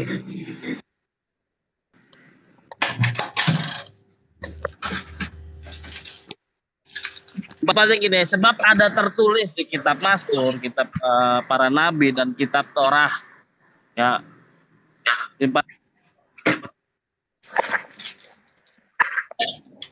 Mesias harus mati, menderita dan bangkit di hari ketiga. Sebutkan itu kan sebab ada tertulis. Berarti di dalam kitab Tanakh itu telah tertulis dong. Kalau sebab ada tertulis, ya kan? Nah, pertanyaannya, di manakah di dalam kitab Tanakh yang menubuatkan Yesus menderita dan mati dan bangkit di hari ketiga gitu? Misalkan itu nggak ada, berarti Yesus berbohong dong. Kalau di situ kan ada 3 kamu sebutkan. Yang pertama di kitab Taurat, yang kedua kitab para nabi. Yang ketiga di puji-pujian. Nah, itu 3-tiganya itu memang ada di dalam kitab para nabi. Kalau di kitab Taurat, pengertian Taurat itu begini. Taurat adalah hukum-hukum. Iya, saya ngerti. Aturan-aturan. Jadi artinya jangan diartikan di kitab Taurat seperti di 10 hukum Taurat atau di ulangan bilangan, bukan begitu. Tetapi di kitab 5 kitab Musa udah. Wah, bukan di situ maksudnya. Di kitab-kitab di mana gitu. Di sini. Nah, yang lebih pasnya itu sebenarnya disebut kitab itu di kitab Mazmur sama di kitab Nabi-nabi. Coba Bang Framing baca di Lukas 24 dan 44 gitu. Ini kitab Taurat loh, bukan saya mengatakan seperti itu, tapi Biblosnya seperti itu mengatakan. Di kitab Taurat.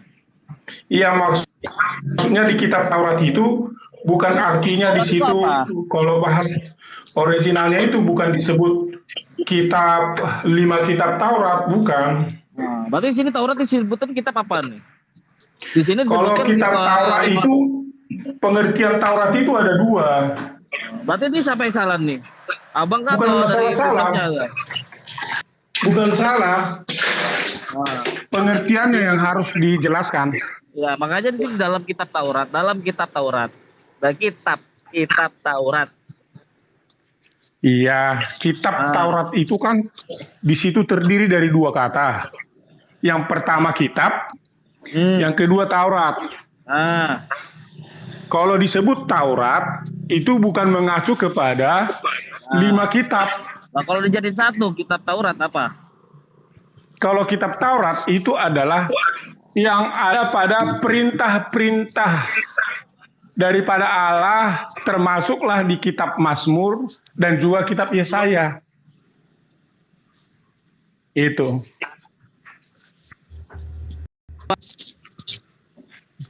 Kan Mazmur sama Yesaya kan kitab itu. Gitu maksudnya. Nah, makanya di dalam pandangan kitab Taurat itu adalah kitab 5 kitab Musa. Nah, kecuali kalau dibilang di situ di kitab. Berarti di sini siapa gimana maksudnya? Kan di sini kan nggak ada tanda titik dan tanda koma. Iya, tapi maksudnya bukan masalah tanda apa? Bukan masalah tanda titik sama tanda koma. Kata Taurat itu, kata Taurat ya. itu adalah hukum-hukum. Iya, saya ngerti hukum. Berarti kitab Taurat itu apa? Di situ dijelaskan. Udah paham belum kitab Taurat? Di situ kitab Taurat apa dimaksud? Itu pengertiannya adalah dasar siapa ini? Nah, Bukannya siapa? kitab Taurat yang dimaksud di situ adalah perjanjian lama terdiri dari Mazmur dan Yesaya. Paham? Oke, itu termasuk sama bilangan ya. Nggak ada disebut di situ bilangan, nggak ada. Nggak ada Oke, di situ. berarti Yesaya ya. Yesaya Makanya disebutkan Mazmur dan Yesaya. Oke, kita para nabi itu siapa? Yesaya bukan nabi. Iya, itu para nabi itu. Ya, Mazmur. makanya dibilangin, aduh. Nah, terus gimana nya? Kan Yesaya kita para nabi. Mazmur juga kita para nabi. Apa lagi? Udah paham ya? Kasih tahu sama teman-temanmu kata framing begini artinya ini begitu ya, supaya mereka pintar. Jadi mereka jangan hanya cuman membaca tapi tidak mengerti, mendengar tapi tidak memahami, melihat tapi tidak merasakan. Di pengertian kitab Taurat itu kitab 5 kitab Musa, kitab para nabi itu termasuk kata apa? Yesaya, Yeremia, Yeriko. Yeriko, enggak ada kitab Yeriko. Ah, maksudnya Yeremia. Ya, Yeremia. Pokoknya kita para nabi itu para nabi yang dituliskan oleh para nabi Ayub, puji-pujian Mazmur. Ya.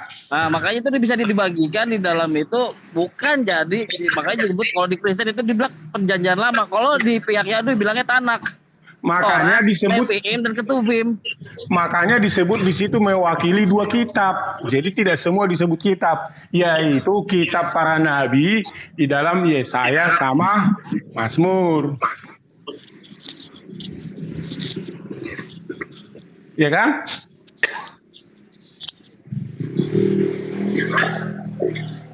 Oke, ya udah ya jadi panjang. Oke, disebutkan di mana di dalam Lukas 24 itu kan dari kita Taurat maksudnya di Yesaya atau gimana lah terserah Bang. Iya, perjanjian lama itu disebutkan di mana gitu. Kalau di Yesaya baca itu di Yesaya ya, saya mati, bangkit dan menderita, mati dan bangkit di hari ketiga ya. Itu sudah dibuatkan kan? Kalau 46 ya. Kalau menderita. Iya, coba 44-nya, coba di dalam kitab Taurat gitu. Coba capek lah, pokoknya di dalam perjanjian lama. Ayo, sebutin aja. Jadi kalau di Yesaya kan disebut dia menderita. Yang bangkitnya. Pak, siap. Menderita yang ada. Kalau bangkitnya nggak dikasih tahu. Makanya dikatakan bahwa Yesus itu tidak mengetahui tentang perjanjian lama dong, kayak kan? Bukan. Itu tertulis dong, lihat baca dong. Nah, ada nggak menderita? Ada nggak menderita? Coba baca Yesaya 53 ayat 3. Bangkitnya di mana? Bangkit di hari ketiga, ada nggak? Ya kan bangkitnya setelah baru perjanjian baru. Iya, dan Yesus itu mengatakan di dalam perjanjian lama. Iya. Coba baca Lukas 24-nya 44 dah. Iya. Tidak semua dengan kematian itu dituliskan di dalam Yesaya, tapi menderita ada kan? Tapi kan sebab tertulis di dalam iblis pun mengakui bahwa tidak terantuk batu itu ada tertulisnya gitu. Iya, kata menderita ada kan di Yesaya. Coba baca Yesaya 53. Bangkit di hari ketiga Yesus mengatakan seperti itu loh, bukan saya. Iya, jadi gini. Terus ada bangkit di hari ketiganya. Kan tadi saya udah bilang, yang disebut bangkit di hari ketiga secara kata-kata bangkit di hari ketiga tidak ada. Tetapi kalau menderita iya. Sengsara iya. Ya, bahkan orang menutup muka terhadap dia iya. Itulah Yesaya 53 ayat 3. Makanya di sini mengatakan bahwa ada indikasi itu Yesus tidak mengetahui kitabnya para nabi ya. Itu kalau di situ disebutkan sebab ada tertulis, namanya tertulis itu sudah tertulis. Iya, indikasi iya, tapi kan kalau ada di situ disebut menderita sengsara ya ada, ya berarti benar dong. Tapi bangkit dan bangkit di hari ketiga, mati dan bangkit di hari ketiga ada. Ya kalau masalah bangkit di hari ketiga itu kan baru setelah di perjanjian baru. Tertulis dong. Nah sekarang kalau ada menderita, berarti benar dong. Ah, ya sebab tetap bangkit dong. Ada Nah, gak? pilih yang mana? Lah semuanya harus dilengkapi lah, namanya hidup buatan dilengkapi. Iya, kalau ada menderita. Ya berarti nggak 100%. Iya, tapi kan dong. kalau ada menderita. Berarti nggak 100%. Tapi kan kalau disebut ada menderita, ada benarnya dong. Ada benarnya dong. Iya, tapi ada indikasi. Enggak, kalau disebut menderita ada dong. Oh itu Coba kata baca di kamu, Lukas karena penggenapan dia.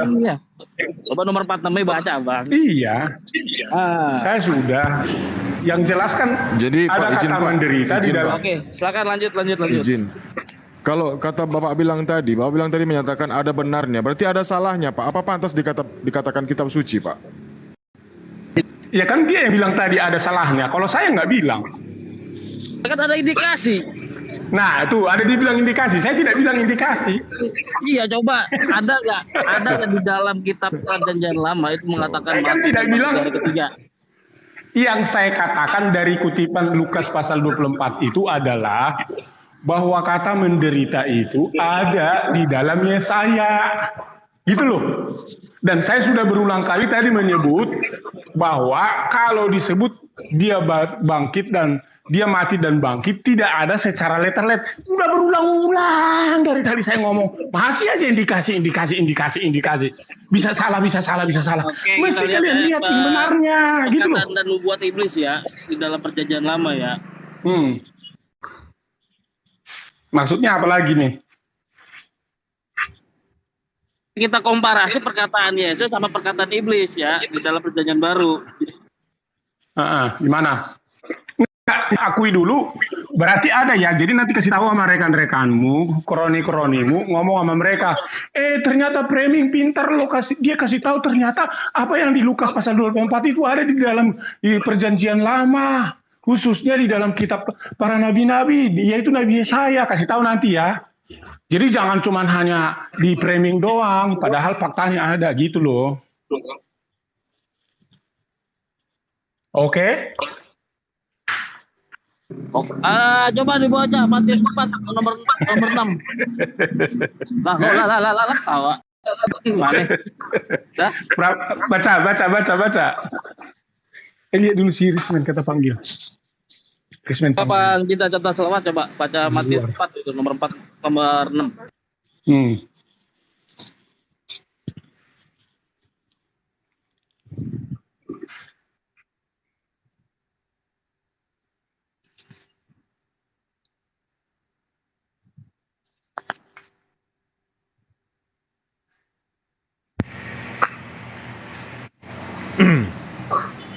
Ya buat topik Pak, buat topik. Coba Pak Cinta Salawat itu dibaca di Matius 4 nomor 6. Tolong. Matius 4 nomor 6. Nah.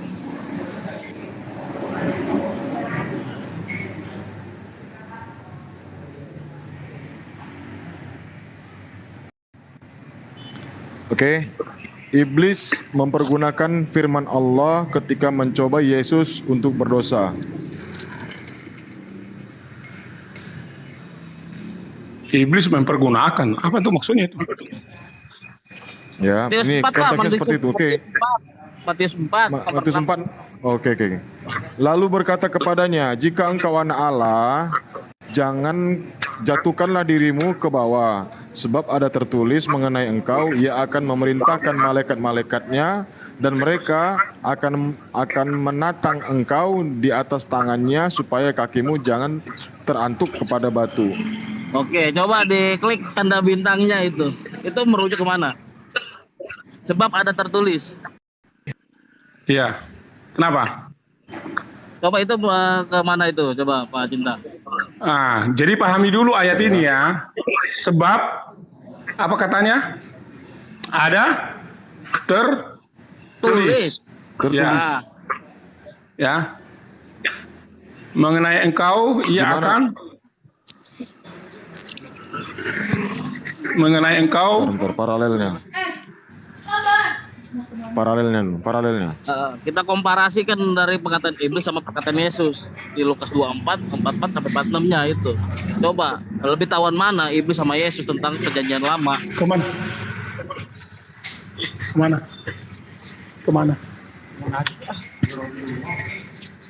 Jadi yang kamu mau tanyakan di sini apa? Di sini mengatakan bahwa iblis itu lebih tahu perjanjian lama daripada Yesus. Nggak ada di situ disebut iblis lebih tahu perjanjian lama daripada Yesus. Kita dikomparasikan di situ sebab ada tertulis iblis jangan tahu dikomparasikan gitu, merujuk ke mana? Mana di situ disebut iblis lebih tahu dari perjanjian lama? Bapak ngerti nggak ayat ini? Ngerti nggak ayat ini? Gini loh Pak. Kalau kamu bertanya mengerti, baru saya mengerti. Tapi jangan dibuat framing bahwa lewat ayat ini disebutkan iblis lebih tahu daripada Yesus tentang perjanjian lama. Itu nggak ada di sini. Gini loh Pak, Bapak dengar Pak. Ya. Lalu Dengar. kepadanya, jika engkau anak Allah, ini kata iblis ini, jika engkau anak Allah, jatuhkanlah dirimu ke bawah. Sebab ada tertulis mengenai engkau, ia akan memerintahkan malaikat-malaikatnya dan mereka akan menatang engkau di atas tangannya supaya kakimu yang terantuk jangan terantuk kepada batu. Nah, itu coba rujukannya kemana ini Pak? Perkataan iblis Pak. Ini perkataan iblis. Iblis. Ya. Nah, coba tanda bintang itu rujukannya kemana Pak? Apa yang kamu pelajari di situ? Apa yang kamu tidak mengerti di situ? Rujukannya kemana Pak? Coba Pak bintangnya. Enggak, jangan masalah rujukan dulu, mengerti dulu. Kamu udah mengerti belum itu ayat? Bukan kita kata komparasi perkataan iblis sama tadi temanmu itu menanyakan pengertian. Aduh. Ini nggak ngerti komparasi ya? Iya, paham saya komparasi. Mau komparasi, mau kumpurusi terserah. Tapi yang saya mau kasih tahu temanmu tadi nanyain pengertian. Pengertian apa sih? Temanmu tuh tanya tuh. Coba tanya tuh temanmu nanya apa tadi. Bapak mengerti nggak ayat ini? Tadi dibilang gitu. Coba Pak Cinta Salawat, coba rujukan bintang itu kemana? Coba lah. Enggak, temanmu dulu. Temanmu itu mau nanya rujukan atau mau mengerti? Ya bentar Pak. Kan dia kan lain bagiannya Pak. Bagian saya begini Pak. Berarti iblis sudah tahu firman Pak. Oh, iblis sudah tahu firman. Gitu. Lalu berkata kepadanya, iblis ini Pak, ini ya. Lalu berkata kepadanya lah si iblis ini, jika engkau anak Allah, jatuhkanlah dirimu ke bawah. Sebab ada tertulis, kata iblis, ada tertulis, mengenai engkau. Ia akan memerintahkan malaikat-malaikatnya dan mereka akan menatang engkau di atas tangannya supaya kakimu jangan terantuk kepada batu. Ya, sekarang garis bawahi kata ada tertulis. Ya, sebab ada tertulis. Ya, berarti ini perkataan iblis. Jangan dulu. Iya, jangan dulu. Kita biar kamu mengerti. Garis bawahi dulu. Sebab ada tertulis. Paham? Ya, paham. Oke, siap. Kata sebab ada tertulis ini disebutkanlah yang tertulis itu mengenai engkau. Ia akan memerintahkan malaikat-malaikatnya dan mereka akan menatang engkau di atas tangannya supaya kakimu jangan terantuk kepada batu. Itu yang diangkat tertulisnya, ya enggak? Ya, yang tulisan itu adalah firman kan, Pak? Enggak, bukan masalah. Iya, masalah firman mau apa yang kau pahami dulu. Ya, ini ada yang tertulis. Kan tulisan itu adalah firman kan? Iya, masalah itu firman nanti lain konteksnya pembahas. Tapi yang jelas kita mau memahami iblis dulu. Iblis ini menjelaskan firman ini Pak. Menjelaskan firman ini kepada Yesus. Bukan menjelaskan. Iya Pak, menjelaskan. Karena Yesus ditantang iblis. Iblis. Kalau kau betul lari-lari dulu. Allah, jangan lari-lari dulu. Kita harus konsisten di ayat itu bahwa iblis bukan mengajari Yesus, tetapi memberitahukan ada tertulis. Paham? Benar nggak? Iya.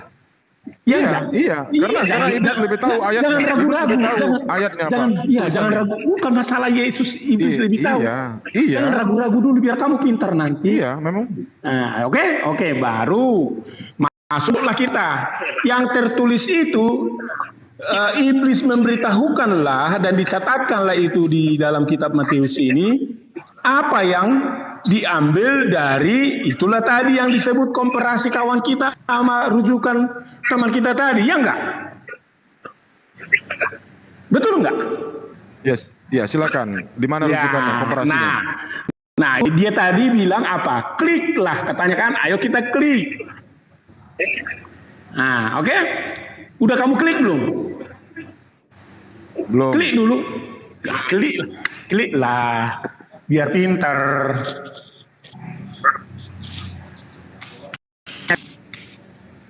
Udah klik. Bentar. Di mana kliknya nih, Pak? Tadi kawanmu itu pinter. Aku buka paralel ini.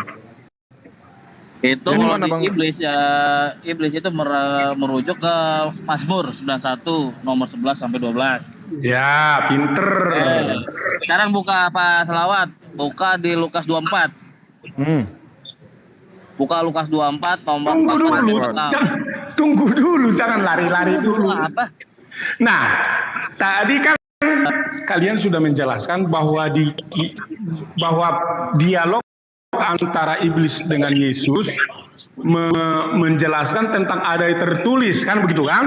Nah, itu ada tertulis. Dengar. Nah, sekarang yang tertulis itu berarti ada sebelumnya, kan gitu?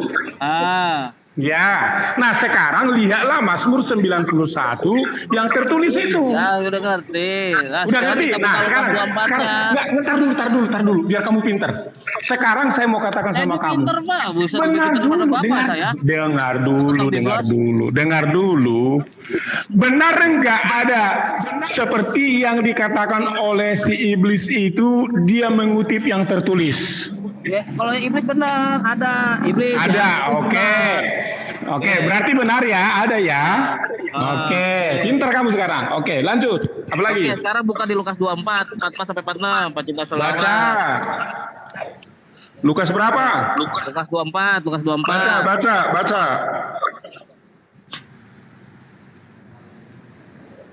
Oke. Lukas 24, Kak. Ayat berapa? Nomor 44 sampai 46, Pacinta selawat, izin, kita tolong. Ia berkata kepada mereka, inilah perkataanku yang telah kukatakan kepadamu ketika aku masih bersama-sama dengan kamu, yakni bahwa harus digenapi semua yang ada tertulis tentang aku dalam kitab Taurat Musa dan kitab nabi-nabi dan kitab Mazmur. Lalu ia membuka pikiran mereka sehingga mereka mengerti kitab suci.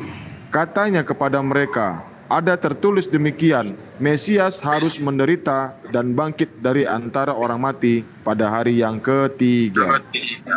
Oke, sekarang buka itu rujukan mana sebab ada tertulis seperti demikian. Nggak ada. Mana rujukan nih, Pak? Kan tadi udah dibaca di Mazmur, di Yesaya. Yesaya berapa? Tadi kan udah saya suruh kamu baca di Yesaya. Yesaya berapa di situ tidak tertulis itu, tidak dirujukan. Yesaya berapa? Lah, tahu. Tadi udah kusuruh kamu baca Yesaya berulang kali. Aku capek cerita ini. Yesaya mana? Kamu baca Yesaya berapa? Yesaya berapa mengatakan Mesias? Yesaya 53. 53 nggak ada itu, Bang. Nggak ada itu. Yesaya 53 itu nggak ada itu. Ya Tuhan. Tidak ada dan itu bukan untuk Yesus. Yesaya. Baca dulu, ada tertulis. Semua ini dasarnya dari kata ada tertulis. Yesaya berapa? Ya Tuhan, berarti percuma saya ngomong sama kamu dari tadi, capek saya. Yesaya 5. Nggak ada. Yesaya 53 di nomor berapa yang menceritakan dia akan bangkit? Mana itu, Pak? Ya Allah, ya Tuhan. Ya Allah, ya Tuhanku. ternyata saya Ketawa itu hanya ketahuan ini kan loh, gitu. ketawa itu hanya untuk menutup kebodohan. Iya, Saya habis Bang Juma gimana nih? Ya saya 53 nggak ada, saya hafal data itu Pak. Ya saya 53 itu saya hafal datanya, jadi nggak Ya ada. Tuhan, Pak. tolong. Minta Tadi saya tolong udah sama kasih tahu sama kalian. Kok saya kirain udah dibahas, capek lagi saya nyarinya. Aduh. Ya saya 53 di mana tertulis seakurat pernyataan iblis di dalam Matius 4 itu Pak. Tolong. Ya ampun. Ya ampun. Ya, nggak apa-apa, saya sabar. Mudah-mudahan melalui kesabaran saya ini, amal saya dibesarkan di kerjaan. Kok jadi curhat? Kok lagi curhat? Hadapi cucu saya kok curhat. Gimana sih Bapak ini? Mudah-mudahan Itu cucu saya loh itu Pak. Mudah-mudahan melalui kesabaran saya ini dibesarkan amal. Enggak malu ini Bapak ini. Enggak malu gitu Pak. Enggak malu Pak dikit. Aduh. Oke, baca ya. Yesaya 53. Nomor berapa? Nomor 3. Oke. Yesaya 53 nomor 3. Ya. Di situ tidak ada sama sekali yang bersentuhan dengan Yesus. Tidak ada, bacakan dulu, jangan bilang tidak ada, Bang Goya, mangga. Lah saya belum bicara apa-apa kok. Jangan langsung bilang tidak ada, bacakan dulu, baca dulu. Sama Goya, Mang. Bacakan, ayo cuma bacakan.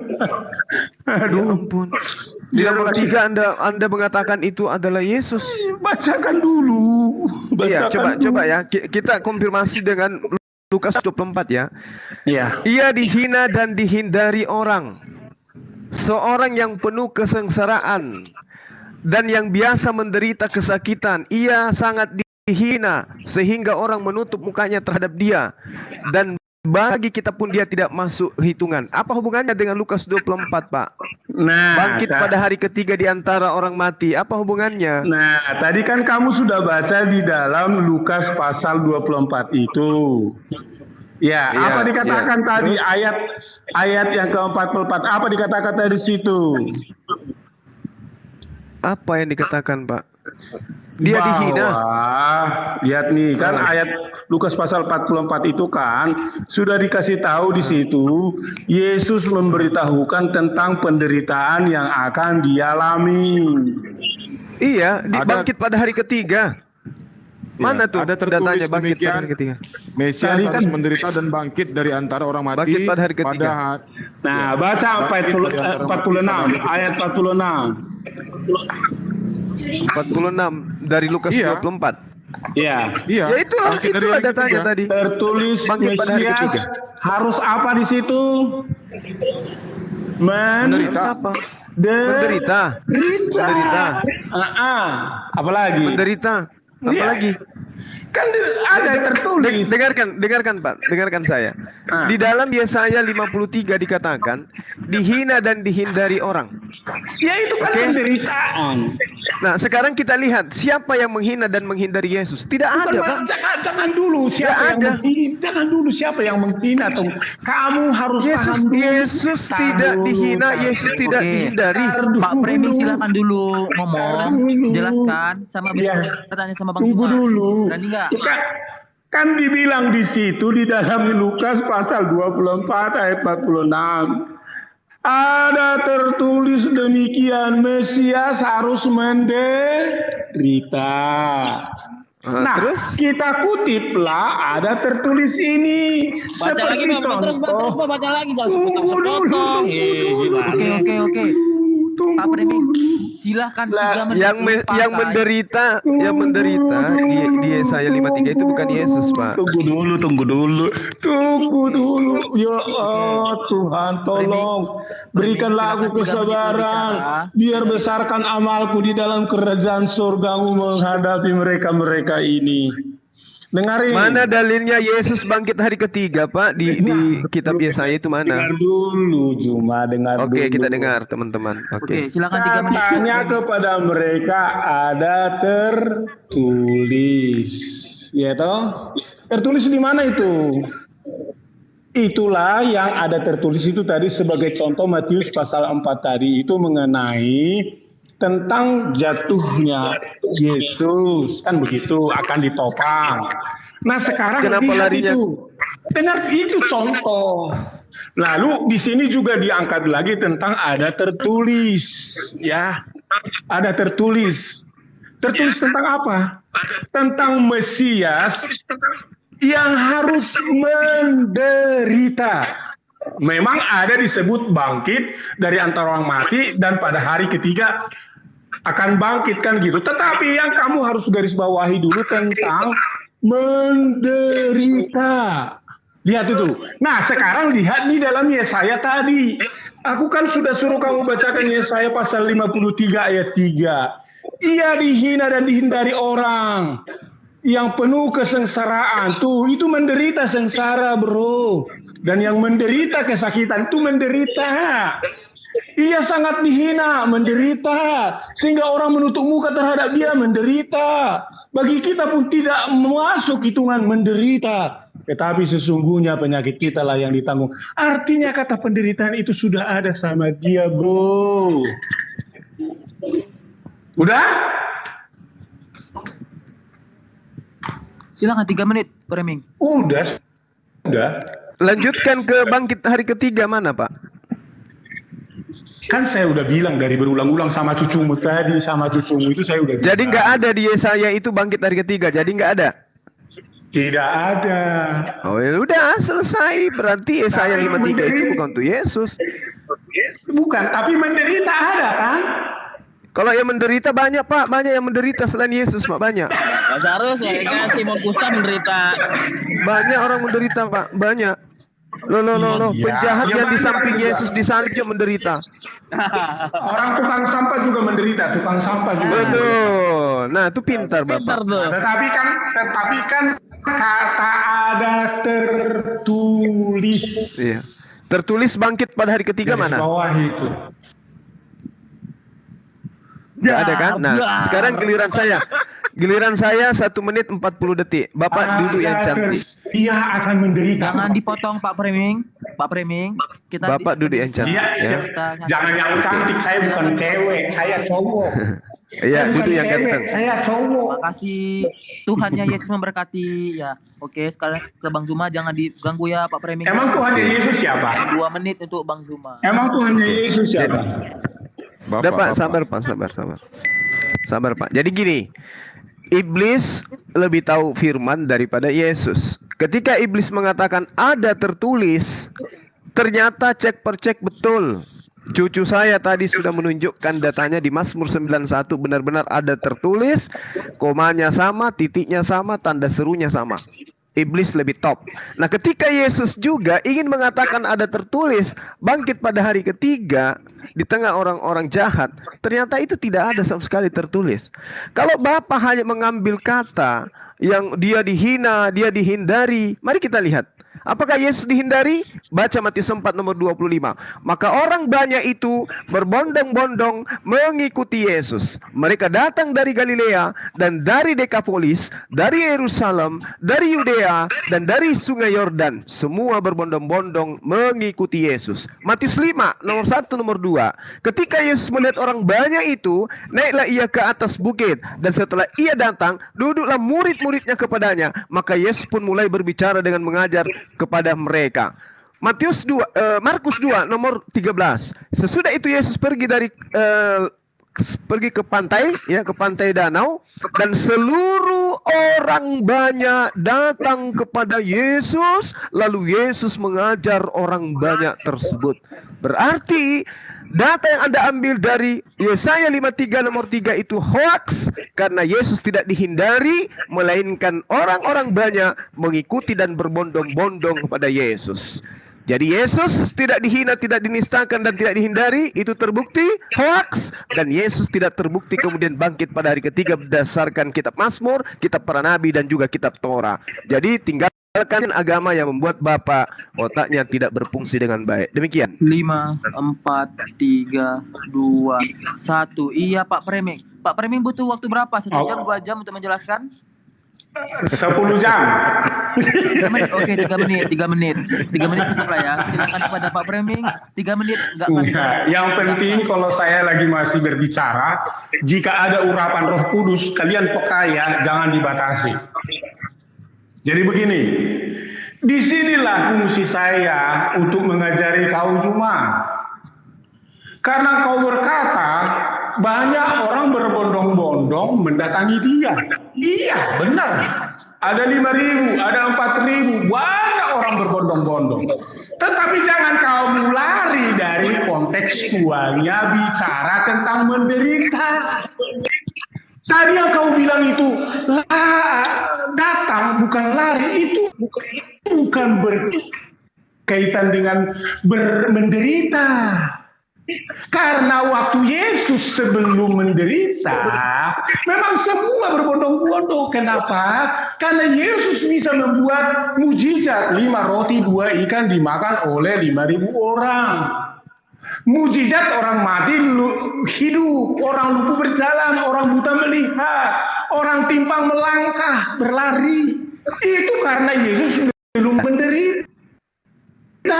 Tetapi saya harus mengajari kamu dengan kontekstual kata menderita. Maka bacalah waktu Yesus dengan murid-muridnya, di mana Yesus ditangkap oleh prajurit-prajurit. Apa yang terjadi? Baca di situ. Semua muridnya meninggalkan dia. Hello?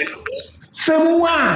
Bahkan ibunya pun sempat meninggalkan dia karena mereka sangat dilarang untuk melawan.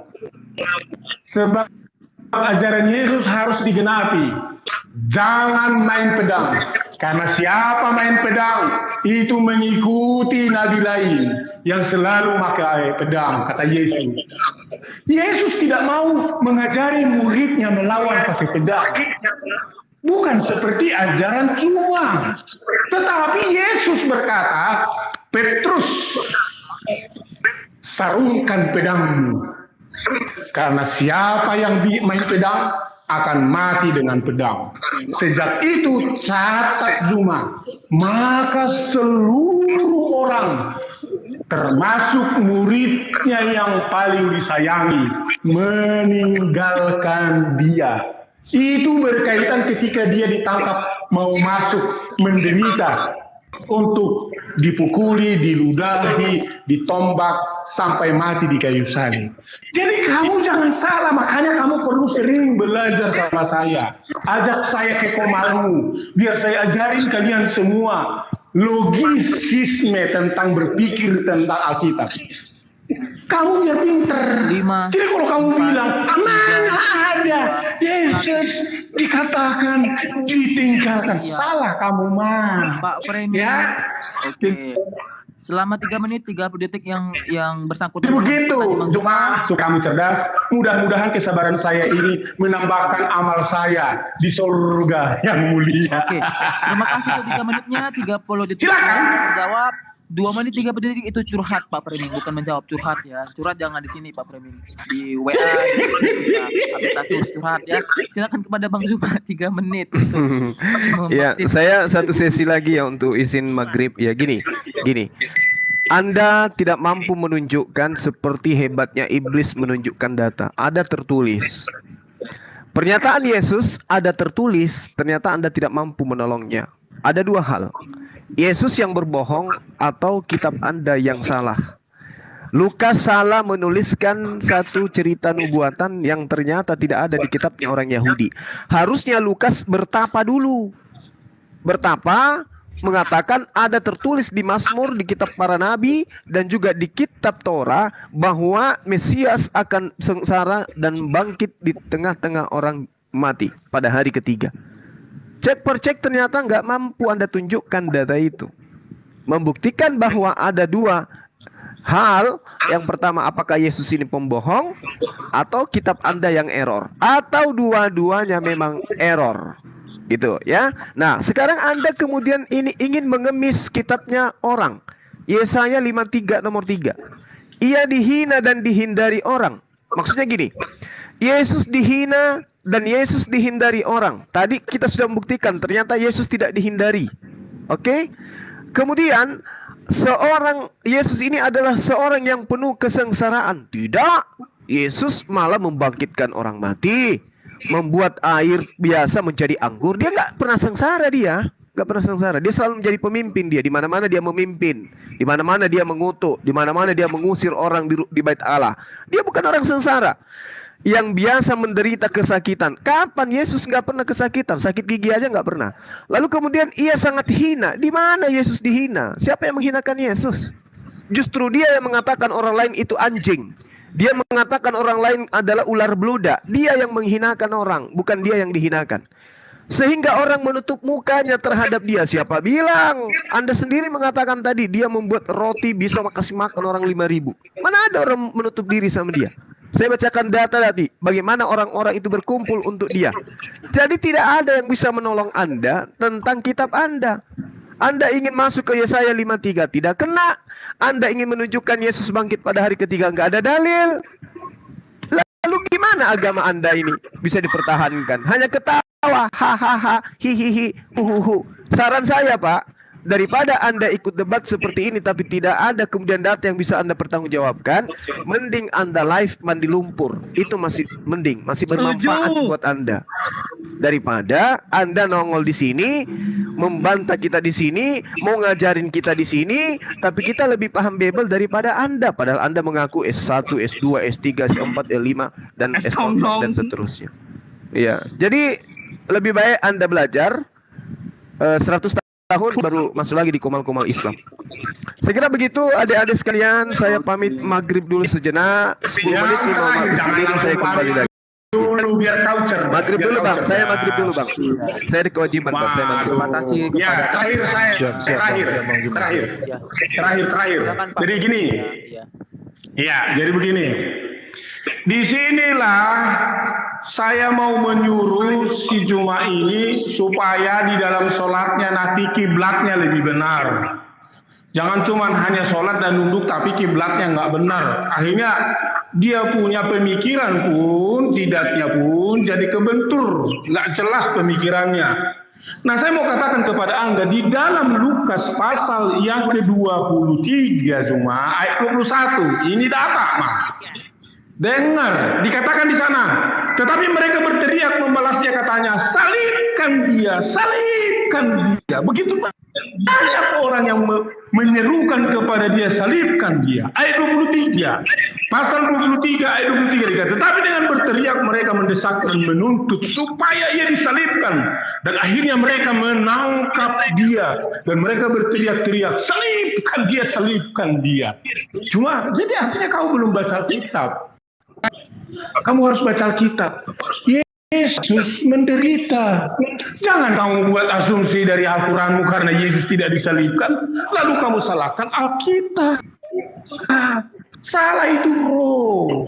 Jadi inilah pemikiranmu yang suka kamu membantahnya. Nah, oleh karena itu berhubung karena kamu katanya mau sholat, silahkan sholat, kita hargai. Tapi tolong jangan kencang-kencang jidatnya dibenturkan. Supaya jangan otaknya jadi salah berpikir. Nggak ada dalil. Nah, baca lagi Alkitab supaya kamu pintar ya Juma ya. Itu mungkin pesan saya. Jadi kalau kamu mau debat sama si Framing, siapkan dulu otakmu, siapkan dulu pemikiranmu, siapkan dulu ilmumu, supaya kamu cerdas dan pintar di dalam berdebat. Oke semuanya, sekian. Tuhan Yesus memberkati. Oke, saya juga mau sholat nih.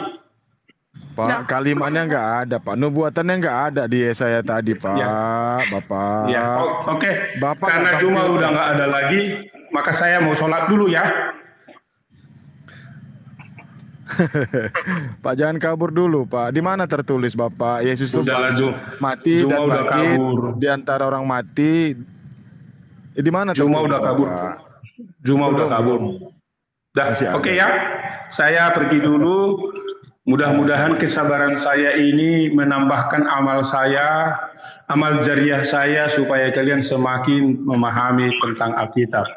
Akhir kata, Shalom, Tuhan Yesus memberkati, dan salam Islam. Assalamualaikum warahmatullahi wabarakatuh.